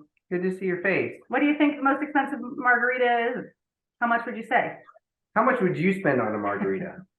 On a fancy margarita. I mean, I'm gonna guess based on like I have another black animal who's demanding my attention. I'm gonna guess based on what I've seen at restaurants that it's a lot. Like, I'm gonna go high, like Go high. $5 grand. Not that high. 10 grand. All right. We encourage you all to go high. Thank you for going high. It's not quite that high. Kristen lives in San Francisco, so she's skewed even higher than most of us. I just have seen completely ridiculous, like, oh, this bottle of wine will cost you like $4,000, like on a normal restaurant menu here. Like, not normal, nice place, but like still that you're like, oh my God. So I'm expecting that like the most expensive margarita ever could be like really fancy, very aged stuff. Yeah. So yeah, it's ridiculous. So it's $1,200 is the most expensive margarita. Can you imagine sitting down and being like, here's $1,200 for a margarita? Like, I mean, I'm liking this one a lot. I don't think I need to spend $1,200. Yeah. And this isn't even the 8,000 gallon margarita. It's a normal margarita. This is like this size margarita. One, half the money went to charity. Oh, is that true? I didn't know that. That's good. Charity is your choice. That's good. That's good. Two, the tequila used was $1,800 a bottle, not Cuervo 1,800 a bottle. Three, and this is the most ridiculous The ice one. is amazing. The ice was made from Cristal. Cristal champagne. So they made ice from Cristal champagne, and that's what's in your margarita. It's just dumb. That's just dumb. And then the margarita was in a Ralph Lauren hand-blown Hungarian crystal glass that you can take home afterwards. Still. Yeah. And there's a diamond engagement ring at the bottom of it. I mean, that better be the reason you're I would ordering hope. margarita, like, yeah. Welcome to America, people. We make giant margaritas in 8,000 gallon tanks, and we spend $1,200 for a single margarita. Hopefully for charity. Thank you for joining us. Those of you who turned on your cameras, those of you who didn't, you're totally cool. Like, just chatting us in the chat. It's okay. We know everyone doesn't want to be on camera and chit chat with us. But hi, Zach, happy birthday. Hello. Thank you for very joining. much. How are you enjoying your first SipScout kit? Excellent. Just lots of fun.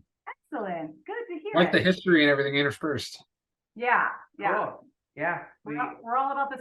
Sometimes people get annoyed with us because they're like, "Can you just make the drinks already?" And I'm like, no, we can't. Move on to the important stuff, please. No, we have to talk about it. Yeah. But the Yeah. stories, I feel like the stories, and maybe that's what you recognize too, that's what resonates with us. And that's why we keep coming back to Charbay, for example, next Their month. story is amazing. Yeah. I mean, anybody can make, a recipe online, but to hear the techniques, to hear the story of the brand, to hear knowledge that like us people who haven't been making drinks for as long as you have, wouldn't know about, right?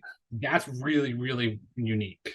Cool. Good. We're glad you like it. Yeah. We hope to see you next month because Marco Karasevich, The distiller. the current distiller at Charbay, is one, a character, He's a hoot. two, a storyteller, Yeah. and three, a master of his craft. Yeah. He's amazing. His father taught him. His father came over from Serbia, Yugoslavia, and started their distillery in 1983. And one of the whiskeys in the kit, he made a white whiskey actually as his thesis to go to his father and basically be like, I feel like I'm ready to take this over now, Dad. And it's the aged version of it is in our kit, and that's my favorite whiskey. So it's pretty fun. Yeah. We're excited for that one. Which of these cocktails Were your favorite? won you over? Yeah. What are you gonna make again? What are you gonna make for yourself? Michael, I see you Reach tapping in. the thing. I was reminded how much I like sidecars. Yeah, they're really They're delicious. great. I mean, I've had them before, but I think in the past I always thought they were too sweet. And I gotta say, this one, you guys commented that it was sweet, but I actually thought it was really good and very Yeah. nicely balanced and everything. So I'm gonna make sidecars because brandy is one of my favorite spirits. Like, I do not have a fear of brandy. Love brandy, and that's what a lot of what is in our liquor cabinet. So I will make that more often. Kristen, wait till you taste this 27-year aged brandy next month in the Chardonnay. You're gonna like, it's amazing. Yeah, like Art of Perfection, like Louis Trey, they pale in comparison to how good this Lovely. brandy is. All right, Michael, hit us. What drink you excited about here? The third, the third drink, the last margarita. Yeah. You're good, right? I mean, in terms of visual, it was perfect. It just floated with like a little about a quarter inch on top of the drink, and and the taste was beautiful. Yeah, it was good. Yeah. Yeah, that's a fun way to use up leftover wine. If you have a little bit of wine in your fridge and you haven't used it yet, it's like, what cocktail can I make? And like do a little wine float on it. It's great. What's leftover wine? Yeah, what's left over? Good point. Exactly. Exactly. So you guys big Cinco de Mayo celebrators or not really? You gonna whip these No, out? not really. No? I would be, but I have to work that night, so I can't. Yeah, we have 2 corporate events the day before for this very same class. That's right, we're gonna recreate this. Yeah, no. We'll get our Cinco de Mayo on that way. And we live in Arizona, so we eat a lot of Mexican food all the time, so. We don't need Taco Tuesday. Yeah, I feel like every time we go out to eat, his family and like his sister, they're always like, Mexican, Mexican, and I'm like, it's always Mexican, like, I love Mexican, but it's always Mexican. But it is, We're very, limited. it is very good here, it is very good. Well, I made quesadillas for the occasion, so Oh, That's- great, what we're having. great, doing a little food pairing with your cocktail class, I love it, I love it. Absolutely. Who was it that they won against, or what was the battle for? Battle of Pueblo, 1862, They defeated the French. to The get- French. All right, so I think I'm gonna go to a Mexican restaurant for lunch and then a French restaurant for dinner and let it battle it out in my belly. Like it. I like it. Or have a French meal with a margarita, see how that all works out. Not so well. Or a Mexican meal with a glass of Bordeaux. This was from years ago, but I remember learning about a college drink called the Bear Fight. Oh, that sounds like a bad idea already. And a bear fight consisted of an Irish car bomb, which, if any of you are unfamiliar, is a half pint of Guinness with a shot that's equal parts Irish whiskey and Bailey's, and you drop it in there and you drink the whole thing. Yeah. Followed immediately by a Jaeger bomb, which is Red Bull with Jägermeister that you drop into it. That's awful. You're just asking to be. The black bear and the brown bear have a fight in your stomach, No, thank you. I have and a headache already. no Yeah, matter who of them wins, you lose. yeah, really. Yeah. I don't think I ever had that shot sober. I know that after I'm done, I'm keeled over. Yeah. Or you're definitely not even sober if you do Agree to- either if of you those, agree to drink that, because you're you're not like, sober. I'm dumb enough to maybe do this. Yeah. Yeah, there's also that one that like curdles in your mouth that people used to do, and I was just like, no, thank you. Like, that's a horrible idea.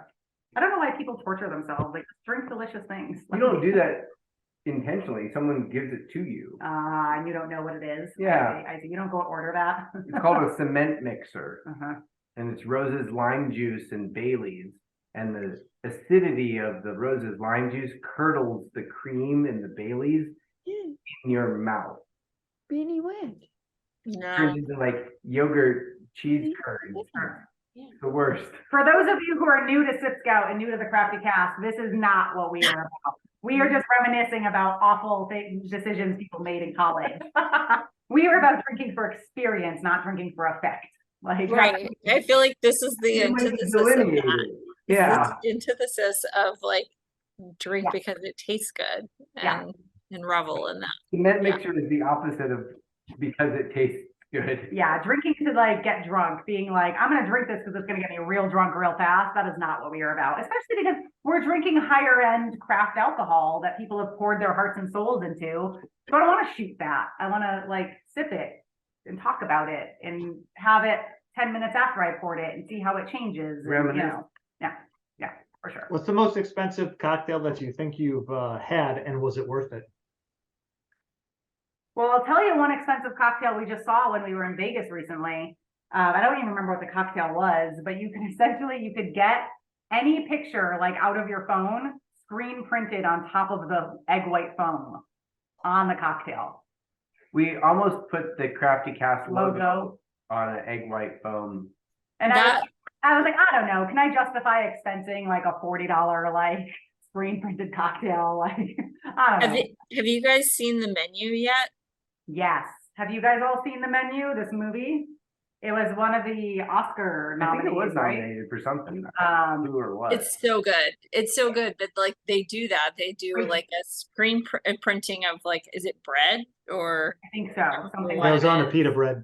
yeah. it's the pita bread? That's right. That's right.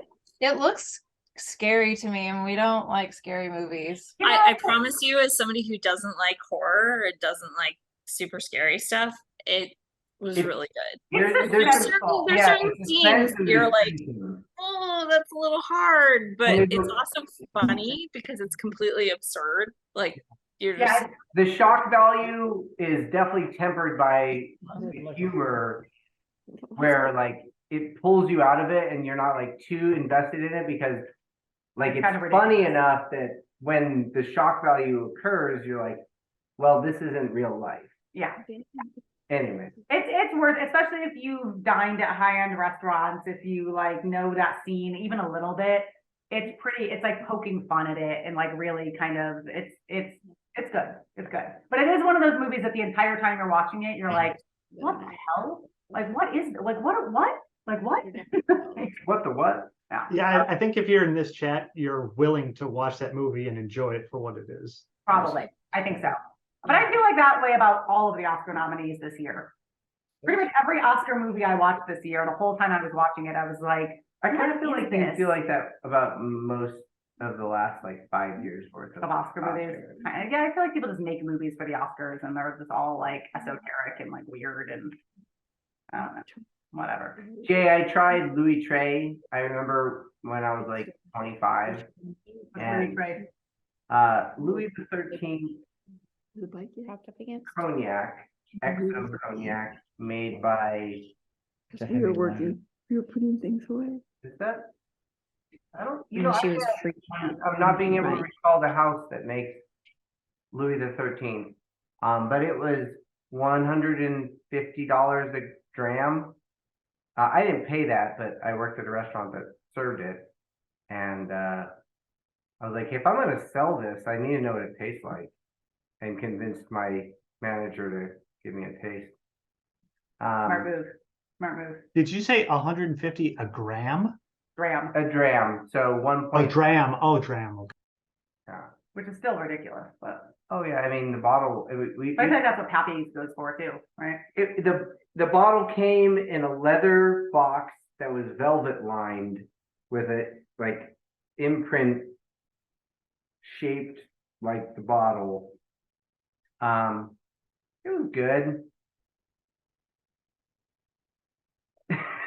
I was 25, so maybe I couldn't appreciate it. I feel like that's how we feel about most really high-end things though. Like the hype is so big, like Opus One wines, like, you know, like by the time you try them, you're like, I don't know, I mean, it's good, but would I pay $600 for this bottle? Like, hell no. Like, it's not that good. Like, you know, It's been few and far between that I have found Yeah. bottlings of anything that surmount $300 that I feel like are exceptional. I feel like the rate Yeah, of you have diminishing returns after a certain amount of dollars. yeah. I mean, at that point, it becomes more about supply and demand, and it becomes more about like the people who want it and the way they like go crazy about it that like really makes the value there, you know? Right. And it's funny, I was just talking to someone recently and they were asking me like, who is SipScout not for? And that's actually what I said. I was like, SipScout is not for the cult, like I want the rarest, most expensive like brand like that everyone's heard. Like I want Pappy Van Winkle. Like that is not what we're about. You know, it's like they're fine. they have their niche. An analogy that I feel like I used a lot when driving around Napa, because people would be, you know, asking about Opus One and Screaming Eagle and Harland and For those of you who aren't as familiar with us, Evan used to give bespoke wine tours up in Napa for 10 plus years. So he would drive people around the small craft boutique wineries and kind of, you know, do that. And a lot of times they'd get in his car and they'd be like, bring me to Mondavi or bring me to Opus One or, you know, and they have those name brands in their mind. Whereas Evan, before he even met me, was more about introducing them to places that maybe they've never heard of before, but make epic wines, you know? And the analogy I shared with them is essentially, like, you can spend, I don't know what the car market is like right now, but let's say like $32,000 on a brand new Toyota Corolla. Or you can spend $1.5 million on a Ferrari. Effectually, both of them will get you from A to B. The How manner, stylish are you? yeah, the manner in which you get from A to B will be drastically different. But How quickly you get from A to B might be drastically at different. 14% alcohol by volume, a 750 milliliter bottle of a perfectly good craft wine that might cost $50 versus a $900 bottle of Screaming Eagle, they'll both get you from A to B. Will you enjoy the ride more when you spend more? Sometimes, but how good of a driver do you have to be to Really appreciate that. the Yeah, Ferrari? yeah. You have to be a really good driver Yeah, to know like the precision of the manipulation of the turning and the steering and the braking and the acceleration. Otherwise, you're just like, stop, go, now I'm there. and so similarly, you feel like you kind of have to have a really amazing Your palate to palate fully appreciate. really has to like be elevated to a degree which most people, especially the people that have the money to buy Screaming Eagle, don't have. Yeah. And I hate that most people that drink Screaming Eagle don't even appreciate it. No. They're just drinking it and they're like, It's just a status symbol. It's a status symbol of conspicuous. look at me. Yeah. Look at my Instagram post, my screen. Yeah, the model. conspicuous consumption thing. I mean, Yeah. it resonates. It's a cultural thing. Yeah, for sure. Off my soapbox now. Yeah, I used to Krista- know this Ferrari dealership owner, and he had an Enzo. Like that was like he had that in his garage, in addition to like 5 other Ferraris. And I asked him one time when he was taking me a ride in one of the fancy ones, what's your favorite car to drive? And he was like, my Ford F-150. Yeah. Yeah, for sure. Because you don't Chris- get nervous about it. Well, and you can You can like just like roar. off-road it. And Yeah, like, you just know, like have go fun. drive. Yeah, for sure. Hey, so we're more than happy to stay on and hang out with all of you, but I want to be respectful for those of you who are on camera, off camera, everyone who need to leave because it is 6:30 and it's about the end of our time. So thank you for joining us for our Margarita Mixology class. We hope you enjoyed these delicious cocktails and you're ready for some fun Cinco de Mayo or just delicious cocktails throughout the summer. Join SipScout for next month if you haven't already. Because Yo, it the is Charbay epic. kit is so good. Yeah, and you can It's just so good. you can just buy that single kit if you want as well. It's epic. You'll get 2 little cute commemorative Glencairn glasses as well. But yeah, we're super excited about that. And the tasting party next month is going to be awesome because Marco's going to be here too. So it won't just be the 2 of us, although we're fun, we're good. I mean, I'd like to think so. But Marco will be here and he's a hoot. So we'll have a lot of fun with him next month. And we look forward to seeing all of you. And for those of you who want to stick around and chit chat a little bit more, all right, We're still here. we're here. Cheers, everyone.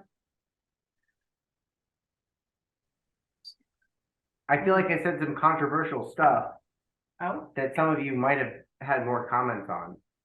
Jay, I liked your comment about the Enzo and the Ford F-150, but Michael, I feel you had something to say too. I was going to say, Kristen took me to a birthday dinner several years ago in Atlanta, and at the end of the dinner, they had a cognac flight oh, that we did, I don't and see that very often. yeah, and one of them was a Louis XIV cognac that Whoa. we tasted, and I have to admit, you know, some of the VSOP was as good as the Louis XIV. I mean, Sure. all that like hype on it was like, whatever. But good for you for being able to delineate those things, because I think a lot of people get very confused and they see the price point, they know it's expensive, they know it's fancy, they know people love it, and that makes them think it's the best. So good for you for being able to be like, I get it, people are excited about this, but like, those are just as good. Like that takes some like self-restraint to not get caught up in like the hype about things, you know? I think also like if anything, the tasting which they were trying to make special, which was great, highlighted that because you're having these other really nice cognacs with it. And it's basically calling out that like this is delicious, but it's not like 10 times better delicious or even 5 times better delicious. It's like about in the same vein. Yeah. So it's really good, but there's nothing particularly amazing or special about it. Yeah. Yeah. Yeah, there's very few of those like Napa and Sonoma cult wines that I feel truly command the price that they fetch. I've tried enough of them. There's some, Yeah. but most of them I'm like, nah, I'll spend a third and get something that I'm equally, if not more, satisfied with. I feel like Donham's Pinots, again, this isn't the same level we're talking about, but Donham's Pinots are expensive and they like make my heart pitter patter. But it's not because they're expensive, it's because I just like am in love with their Pinots. That's actually a perfect example because you can get a Donham Pinot, a single vineyard from their estate or from Anderson Valley, and it'll be like 180, not like Not crazy, far but from like cheap. Definitely not like a Tuesday night wine, but it's as good as Marcusson, which is like $600 a bottle. Yeah. So yeah. Like perfect example. Thank you. I think like word gets around about these like really good mid-price boozes, whether they be wine, whether they be spirits. And then all of a sudden there's a craze like, hey, there's this really great whatever at this really reasonable price. And then all of a sudden, pow, like the price of it goes through the roof. Wellers. Wellers is like. I was just gonna say Sorry, I didn't mean to steal your thunder. No, steal it because you know what I'm talking about. Like I used to buy Weller all the time for like $40, $50 a bottle. Well, and I was like, this is a great price. The what's it cost now? The same Nashville is. What does it cost now? Like, what do you think you can find the entry level Wellers at now? Like 85? Oh, I was just at the liquor store, and yeah, you talk about antique. You're talking about entry level, $90. Antique, $90, and all. Yeah, it used to be 40, and now like the top. I was just at the liquor store, and it was $1,000. Wow. The top Wellers was never cheap though. But it wasn't 1,000. It was probably like 300, 400 maybe. I honestly don't remember. Yeah, but yeah, it's a hype game. You know, and that's the thing. Like that's the same booze in the bottle that you used to pay $40 for that you're now paying $90 a bottle for, and it's just like, what? You know, who's in charge here? And honestly, so what Evan's really good at, and so I keep telling him like we need to figure out a way for him to start his own like wine club, honestly, because we're just shipping bottles of wine. Because Evan's skill, he is so good at finding very high quality wines for a very reasonable price point. Like we will drink wines that are like $15 a bottle, $20 a bottle that drink like they're like $60 or $70 a bottle. And so I'm like, dude, if we can like, we just need to figure out how we can distribute that and like get that to all of you because it's amazing. I wouldn't necessarily say that I'm good at finding them, but I'm good at recognizing them. I mean, you're good at being in a store and looking at them and being like, oh, that's a good price for that. Like, because you understand the varietals and the years and the regions but that's what we're more about because we want people to open amazing, beautiful wines, whiskeys on a Tuesday night. We don't want people to have things sitting on their shelf for 20 years waiting for that special occasion when it's like, but you bought it and you were excited about it because you were in Italy or you were whatever, like open it, you know, and like, but it's hard to do if it's a $600 bottle or a $200 bottle. Like it feels like you have to wait to drink it. So yeah, that's what we're about. We like good value, and Charbay is a good value. Azuñia is a good value. You know, we try to find things that are delicious and amazing, but good value too. But when I hold it up, will it be grammable? What does that mean?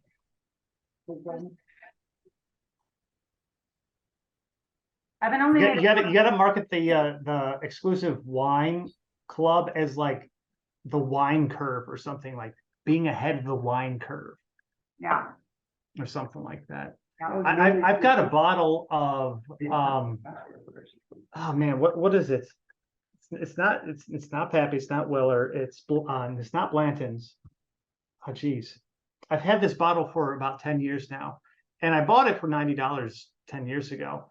And I actually just looked online not too long ago, and that same bottle, that same vintage, is going for $5,000 a bottle now. Hot diggity. Yeah. This is whiskey? I'll look it up here. No, I was just curious if it was whiskey or wine or like what category. It's a rye whiskey, but I had three. I had the 2 bourbons and a rye, and the only thing I have left now is the rye. Wow. Yeah, that's crazy. Speaking of like reasonably priced wines and stuff like that, reminds me of kind of had a light bulb moment when you were talking about price point versus quality of all those scores you see in the store. That's its grading against a predetermined prototype, against a predetermined category. The reason I know this is because I'm a beer judge, and we do the exact same thing in beer judging. Yeah. Yeah, we have a standard against which we rate, and it's like you can have a beer that is like technically perfect, you know, the hops hit where you want them to, the malt is on point, blah blah blah blah, but it's lifeless, right? It's like, yeah, your technical skill is great, you know, I don't want to drink it at a bar. Yeah, just is what it is. And you know, I've had some that I'm like, especially in homebrew competitions, like this beer is going to get a terrible score because it's in the wrong category or there isn't a category for it, but it tastes amazing. I want more of this. How did you make it? Right. And I would imagine it's pretty similar with wine in some cases. Sure, for sure. How did you get into beer judging?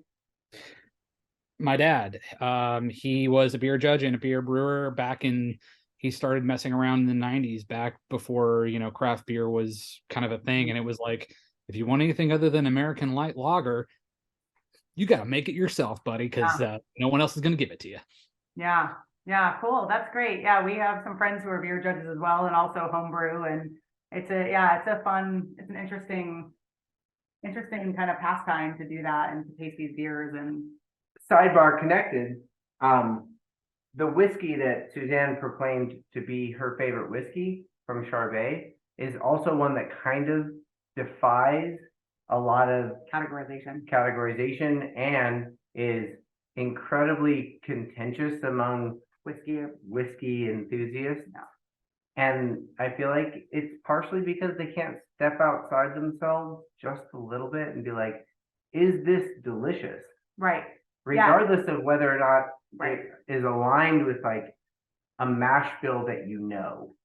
I mean, even just because it's like, I feel like a lot of whiskey enthusiasts are very much like bourbon, rye, everything else doesn't exist, right? And that's just like kind of bullshit in my mind. And so what Charbay does, Charbay makes all of their whiskeys from finished beer. So one of the whiskeys that are in the kit next month is actually distilled from Racer 5 beer. So Racer 5 IPA. It's this one right here. So it's called R5 whiskey. And so they take Racer 5 IPA and they distill it. And Marco's whole philosophy is junk in, junk out, right? Like if you wouldn't drink what you're putting in the still, it's going to be even more delicious if you would drink what you're putting in the still. And then you're just concentrating that flavor. And it's really fascinating. But there are a lot of whiskey enthusiasts who are like, oh, beer whiskey, that's not a thing. But it's like, it's delicious. Like it might not be the categories that exist, the things that are, you know, but it's really amazing. So yeah, fascinating. Yeah, for sure. Yeah, we always tell people, it's funny with this, with like our kits too, people are like, what if I don't like it? What if I don't like the things you sent in the kit? And we're like, that's okay. Like, we're not going to give you your money back because you don't like it. Like, because like, that's not the point. Like the point you ate the whole steak, sir. Well, if you ate the whole steak, you can't send it back to the kitchen. But it's also like, the point isn't to like deliver you things that you already know you like and that are perfectly suited to your palate. The point is to like push your perception, challenge you a little bit to say, oh, you've never had this and it's confusing to you, but do you like it? right? And why do you like it or why don't you like it? And I just feel like that's the way to approach drinking and food. Yeah, I have Jay, a new Coralina in front of me. Willet, close to Weller's. That's Oh, why. right, yeah. Yeah, I had a bottle of that, and then I was looking for the other like 12 and 15-year-olds, and they're going for like 10K plus now, which is amazing because 10 years ago when I bought those things, they were $100 or something. That's the one that has, it's almost like a decanter shape, right? With the Yes. boxes on top. No, that's Blanton's. That's Blanton. Blanton. The Willet, you're right, Evan. Like They this, do- right? Yeah, they do have those, but they have the classical wine bottle Oh, shape too. Yeah. So you're But gonna yeah, sell if you your didn't, bottle? You're gonna sell your bottle, Jay? no, because I have like 2 shots worth. Oh, you had some. Ah. Yeah. And so Evan, if you want to like finish off this bottle, like come out, we'll do All right, it. I'll come visit you. Yeah. It's really funny because I went to go have a shot of some of my bourbon, and the cork screwed up and it disintegrated. And so I got it all out. I filtered it out, and I had it in a plastic Tupperware container in my freezer. And I would tell people that come over, like, the most expensive booze that I have here is actually in this Tupperware container. That's great. That's great. I love that. Ah, good times. What sort of boozes have you guys explored that's new and tickled your fancy? Have we had anything of late?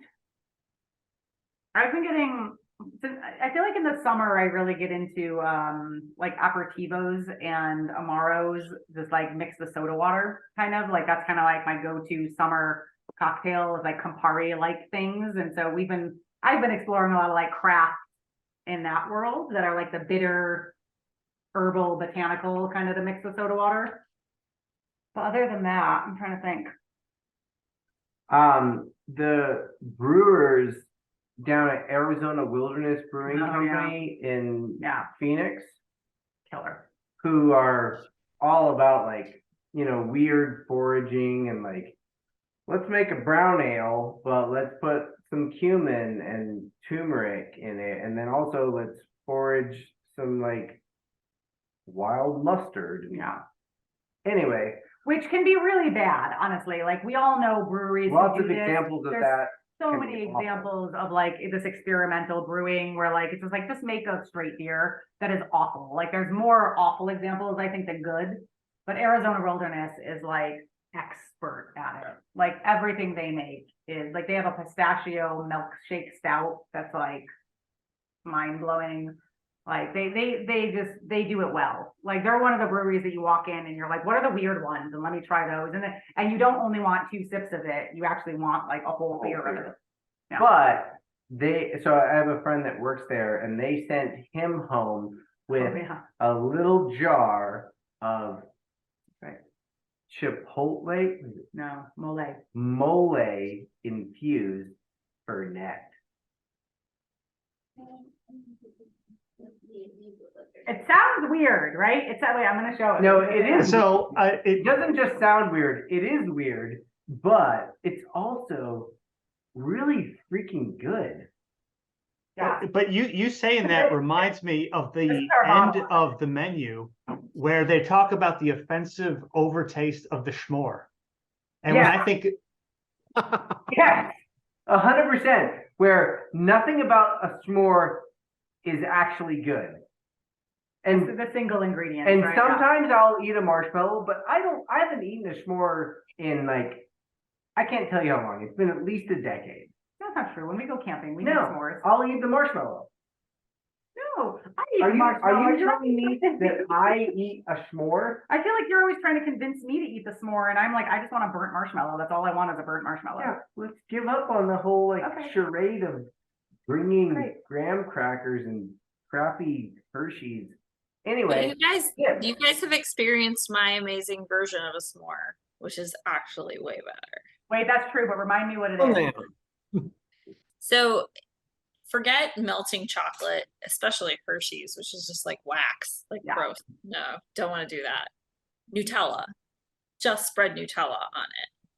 Oh, And instead of graham crackers, use a ginger snap. So Oh, two yeah. ginger snaps, Nutella, and a marshmallow melted expertly. It does not get better. That is the only way to eat s'mores. See, exactly. That I'm on board with. I feel like my issue is I like marshmallows burned to a crisp. Yeah, it's real weird. I just want a burnt marshmallow, and that has no place in a s'more. And it's because you just like to take the burnt part off, No, I don't. eat it, and then just like burn the inside again. And You eat would it. say that. I've never done that. I think I've seen you do it. I've done that. I think the secret to a good marshmallow is the length of time that you just let it. True. It's on the outside, and so you just let that thing heat up, and then you get the crisp. You know, it's on the outside for a good long time. It's But true. the thing about a s'more is I've always hated the graham cracker because it's so hard in comparison to the chocolate and the marshmallow, and you just end up, it's everywhere. It's an Yeah. explosion of yuck. And so what I did in my last camping trip is I got the soft chocolate chip cookies to hold them instead, and there was a Yeah. better consistency That's a good of idea. crunch. I could see that. Yeah. Yeah. People always think people who like burnt marshmallows are lazy, but I feel like you're right, Jay. You do still have to toast it slowly to get it melty, and then you stick it in the fire at the end and like get the crispy. Yeah. Zach, I just read your comments. Smoked trout stout And sounds I awful. was reading it, and there was this No. really weird like moment where I read smoked trout, and my mouth started salivating Because it's because delicious. I love smoked trout. And then I read smoked trout stout, and then my mouth started salivating because I thought I was gonna throw up. Yeah. Yeah, that was about however every other judge at the table went. They're like, oh, why? Well, I bet the logic though probably was oyster stouts are very popular, right? Like, and oyster stouts are delicious. And they're salty and And so they were probably like, what about a smoked trout? Like, I can see how someone could brainstorm that and think maybe that's a good idea. I feel like you have to just But- do it and not tell anyone, and then see what they think about it, and then tell them what's in it once you have it perfected. But like at a homebrew competition, Yeah. it's probably going to be totally out of whack and discombobulated. Is that Dead pretty fish good? beer. Yeah. What's that, Bob? Dead fish beer. Dead Fish here. Yeah, just call it that and then Yeah. like let them figure out what it is. Yeah, because that's like a kind of weirdly like obscure name that like kind of inspires. I people. mean, beer names are What's so that? weird anyways. Yeah. Zach, where do you guys live? What's your beer market like out there? Where are you? Boston area. Oh, I'm from Massachusetts originally. Yay. Oh, hey. Yeah, I'm from We're Springfield. transplants. We're originally from Tennessee, actually. Okay, cool. I'm from Springfield, the Western Mass, but So Springfield, you said? yeah. Okay, gotcha. So you're near Boston? Chelsea, which yes, I know, was gonna probably ring some alarm bells. No, that's fine. No, I get it. There's some good craft beer in New England, like some really good craft beer. Yeah. Yeah, you're in a good spot. We found some good stuff. What are some of your favorites out there? Trillium. Yeah, Trillium is kind of that like, they're like, oh, we're gonna make a peanut.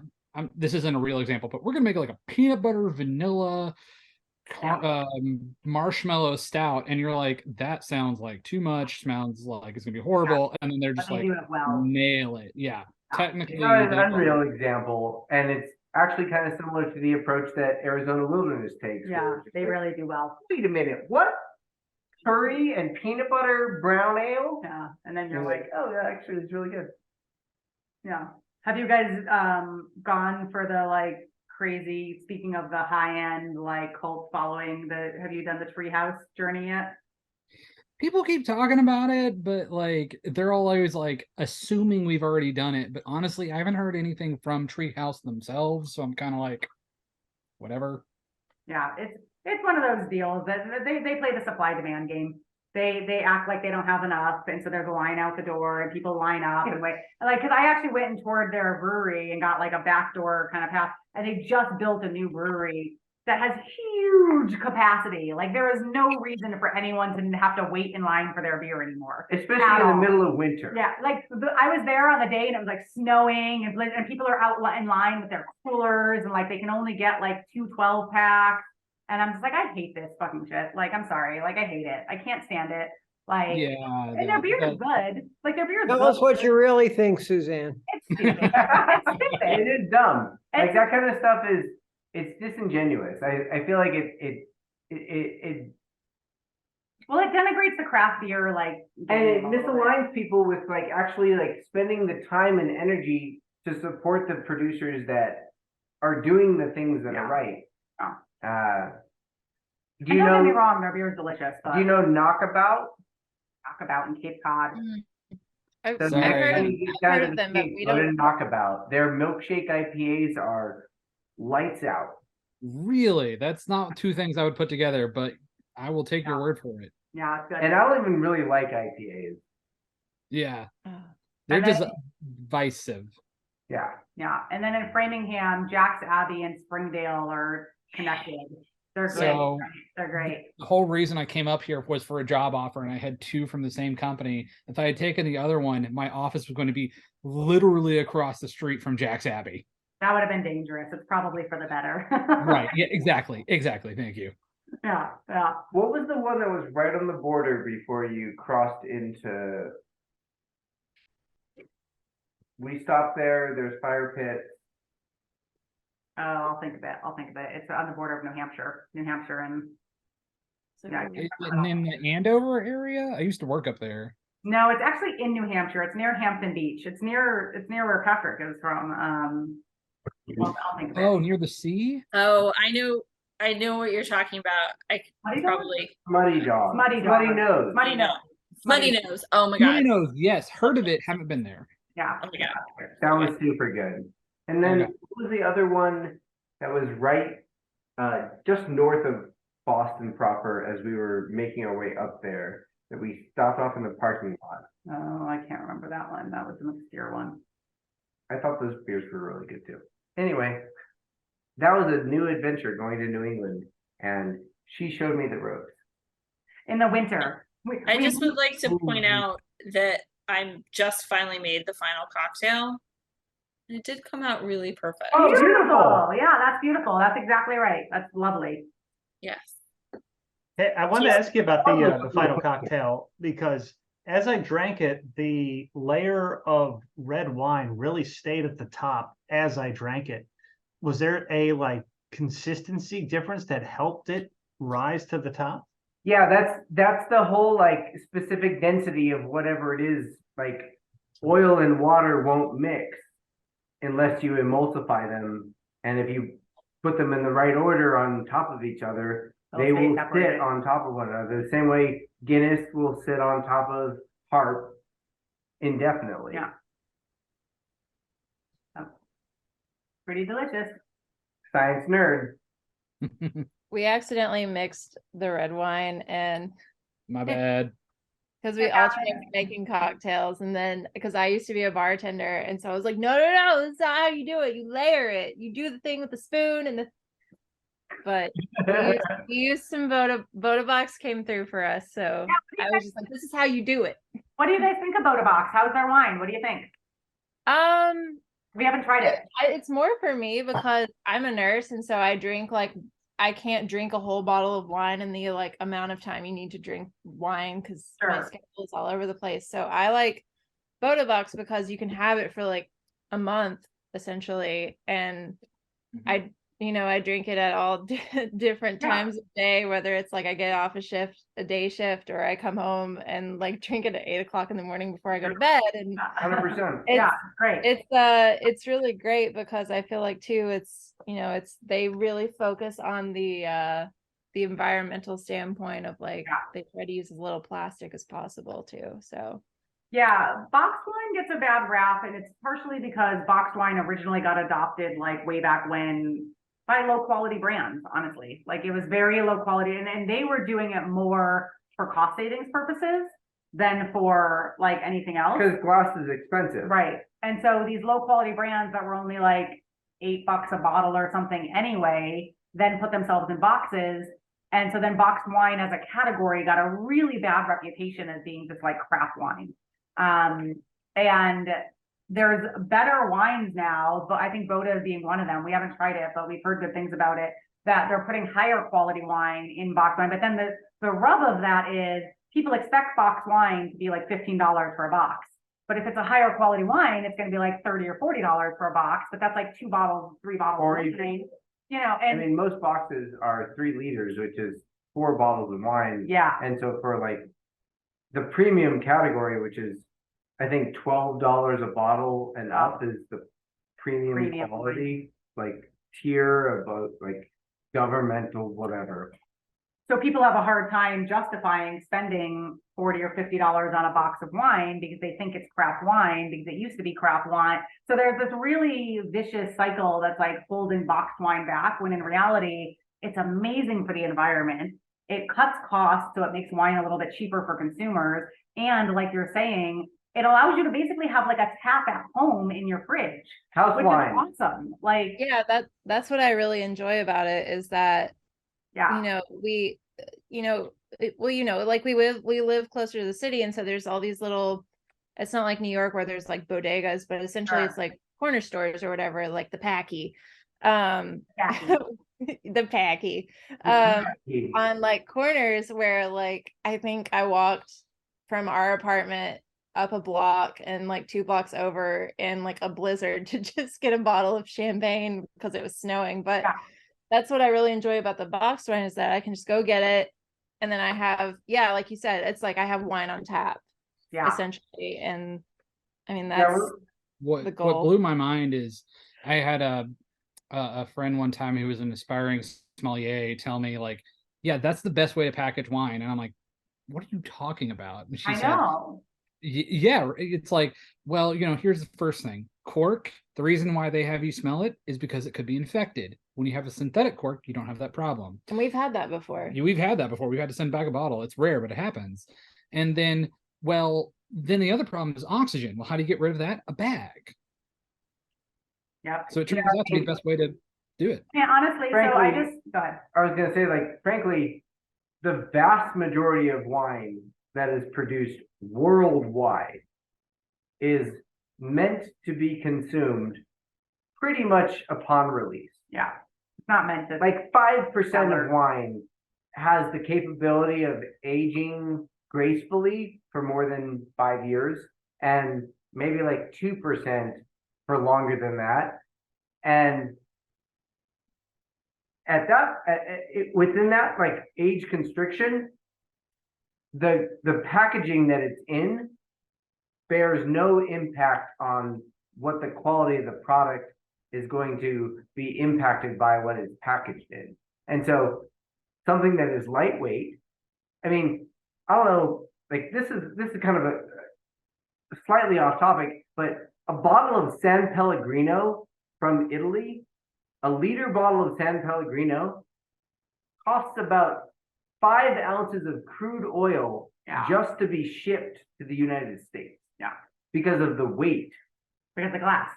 Yeah. And so if you can cut that out, it really makes a difference. So I just put in the chat a boxed wine that we really like. We actually did a virtual tasting with them, I don't know, 2 years ago. It's in our YouTube playlist if you want to go watch it.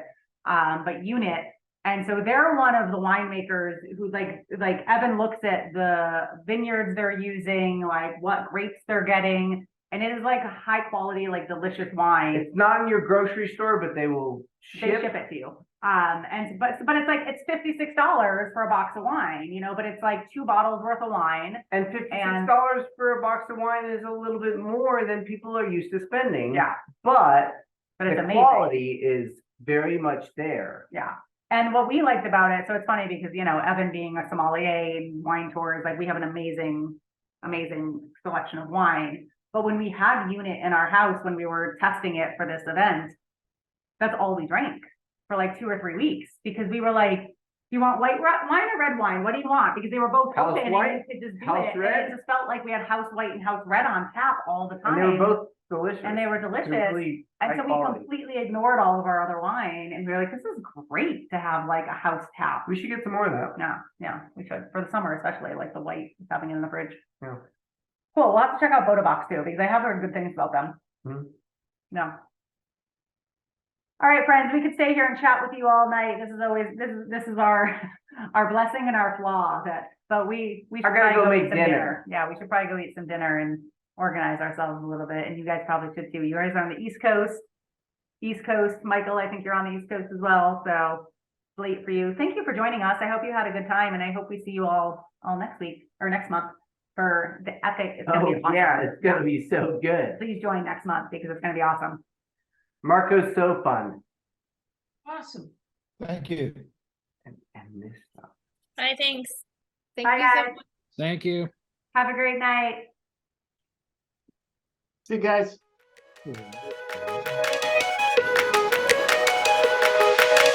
Yeah.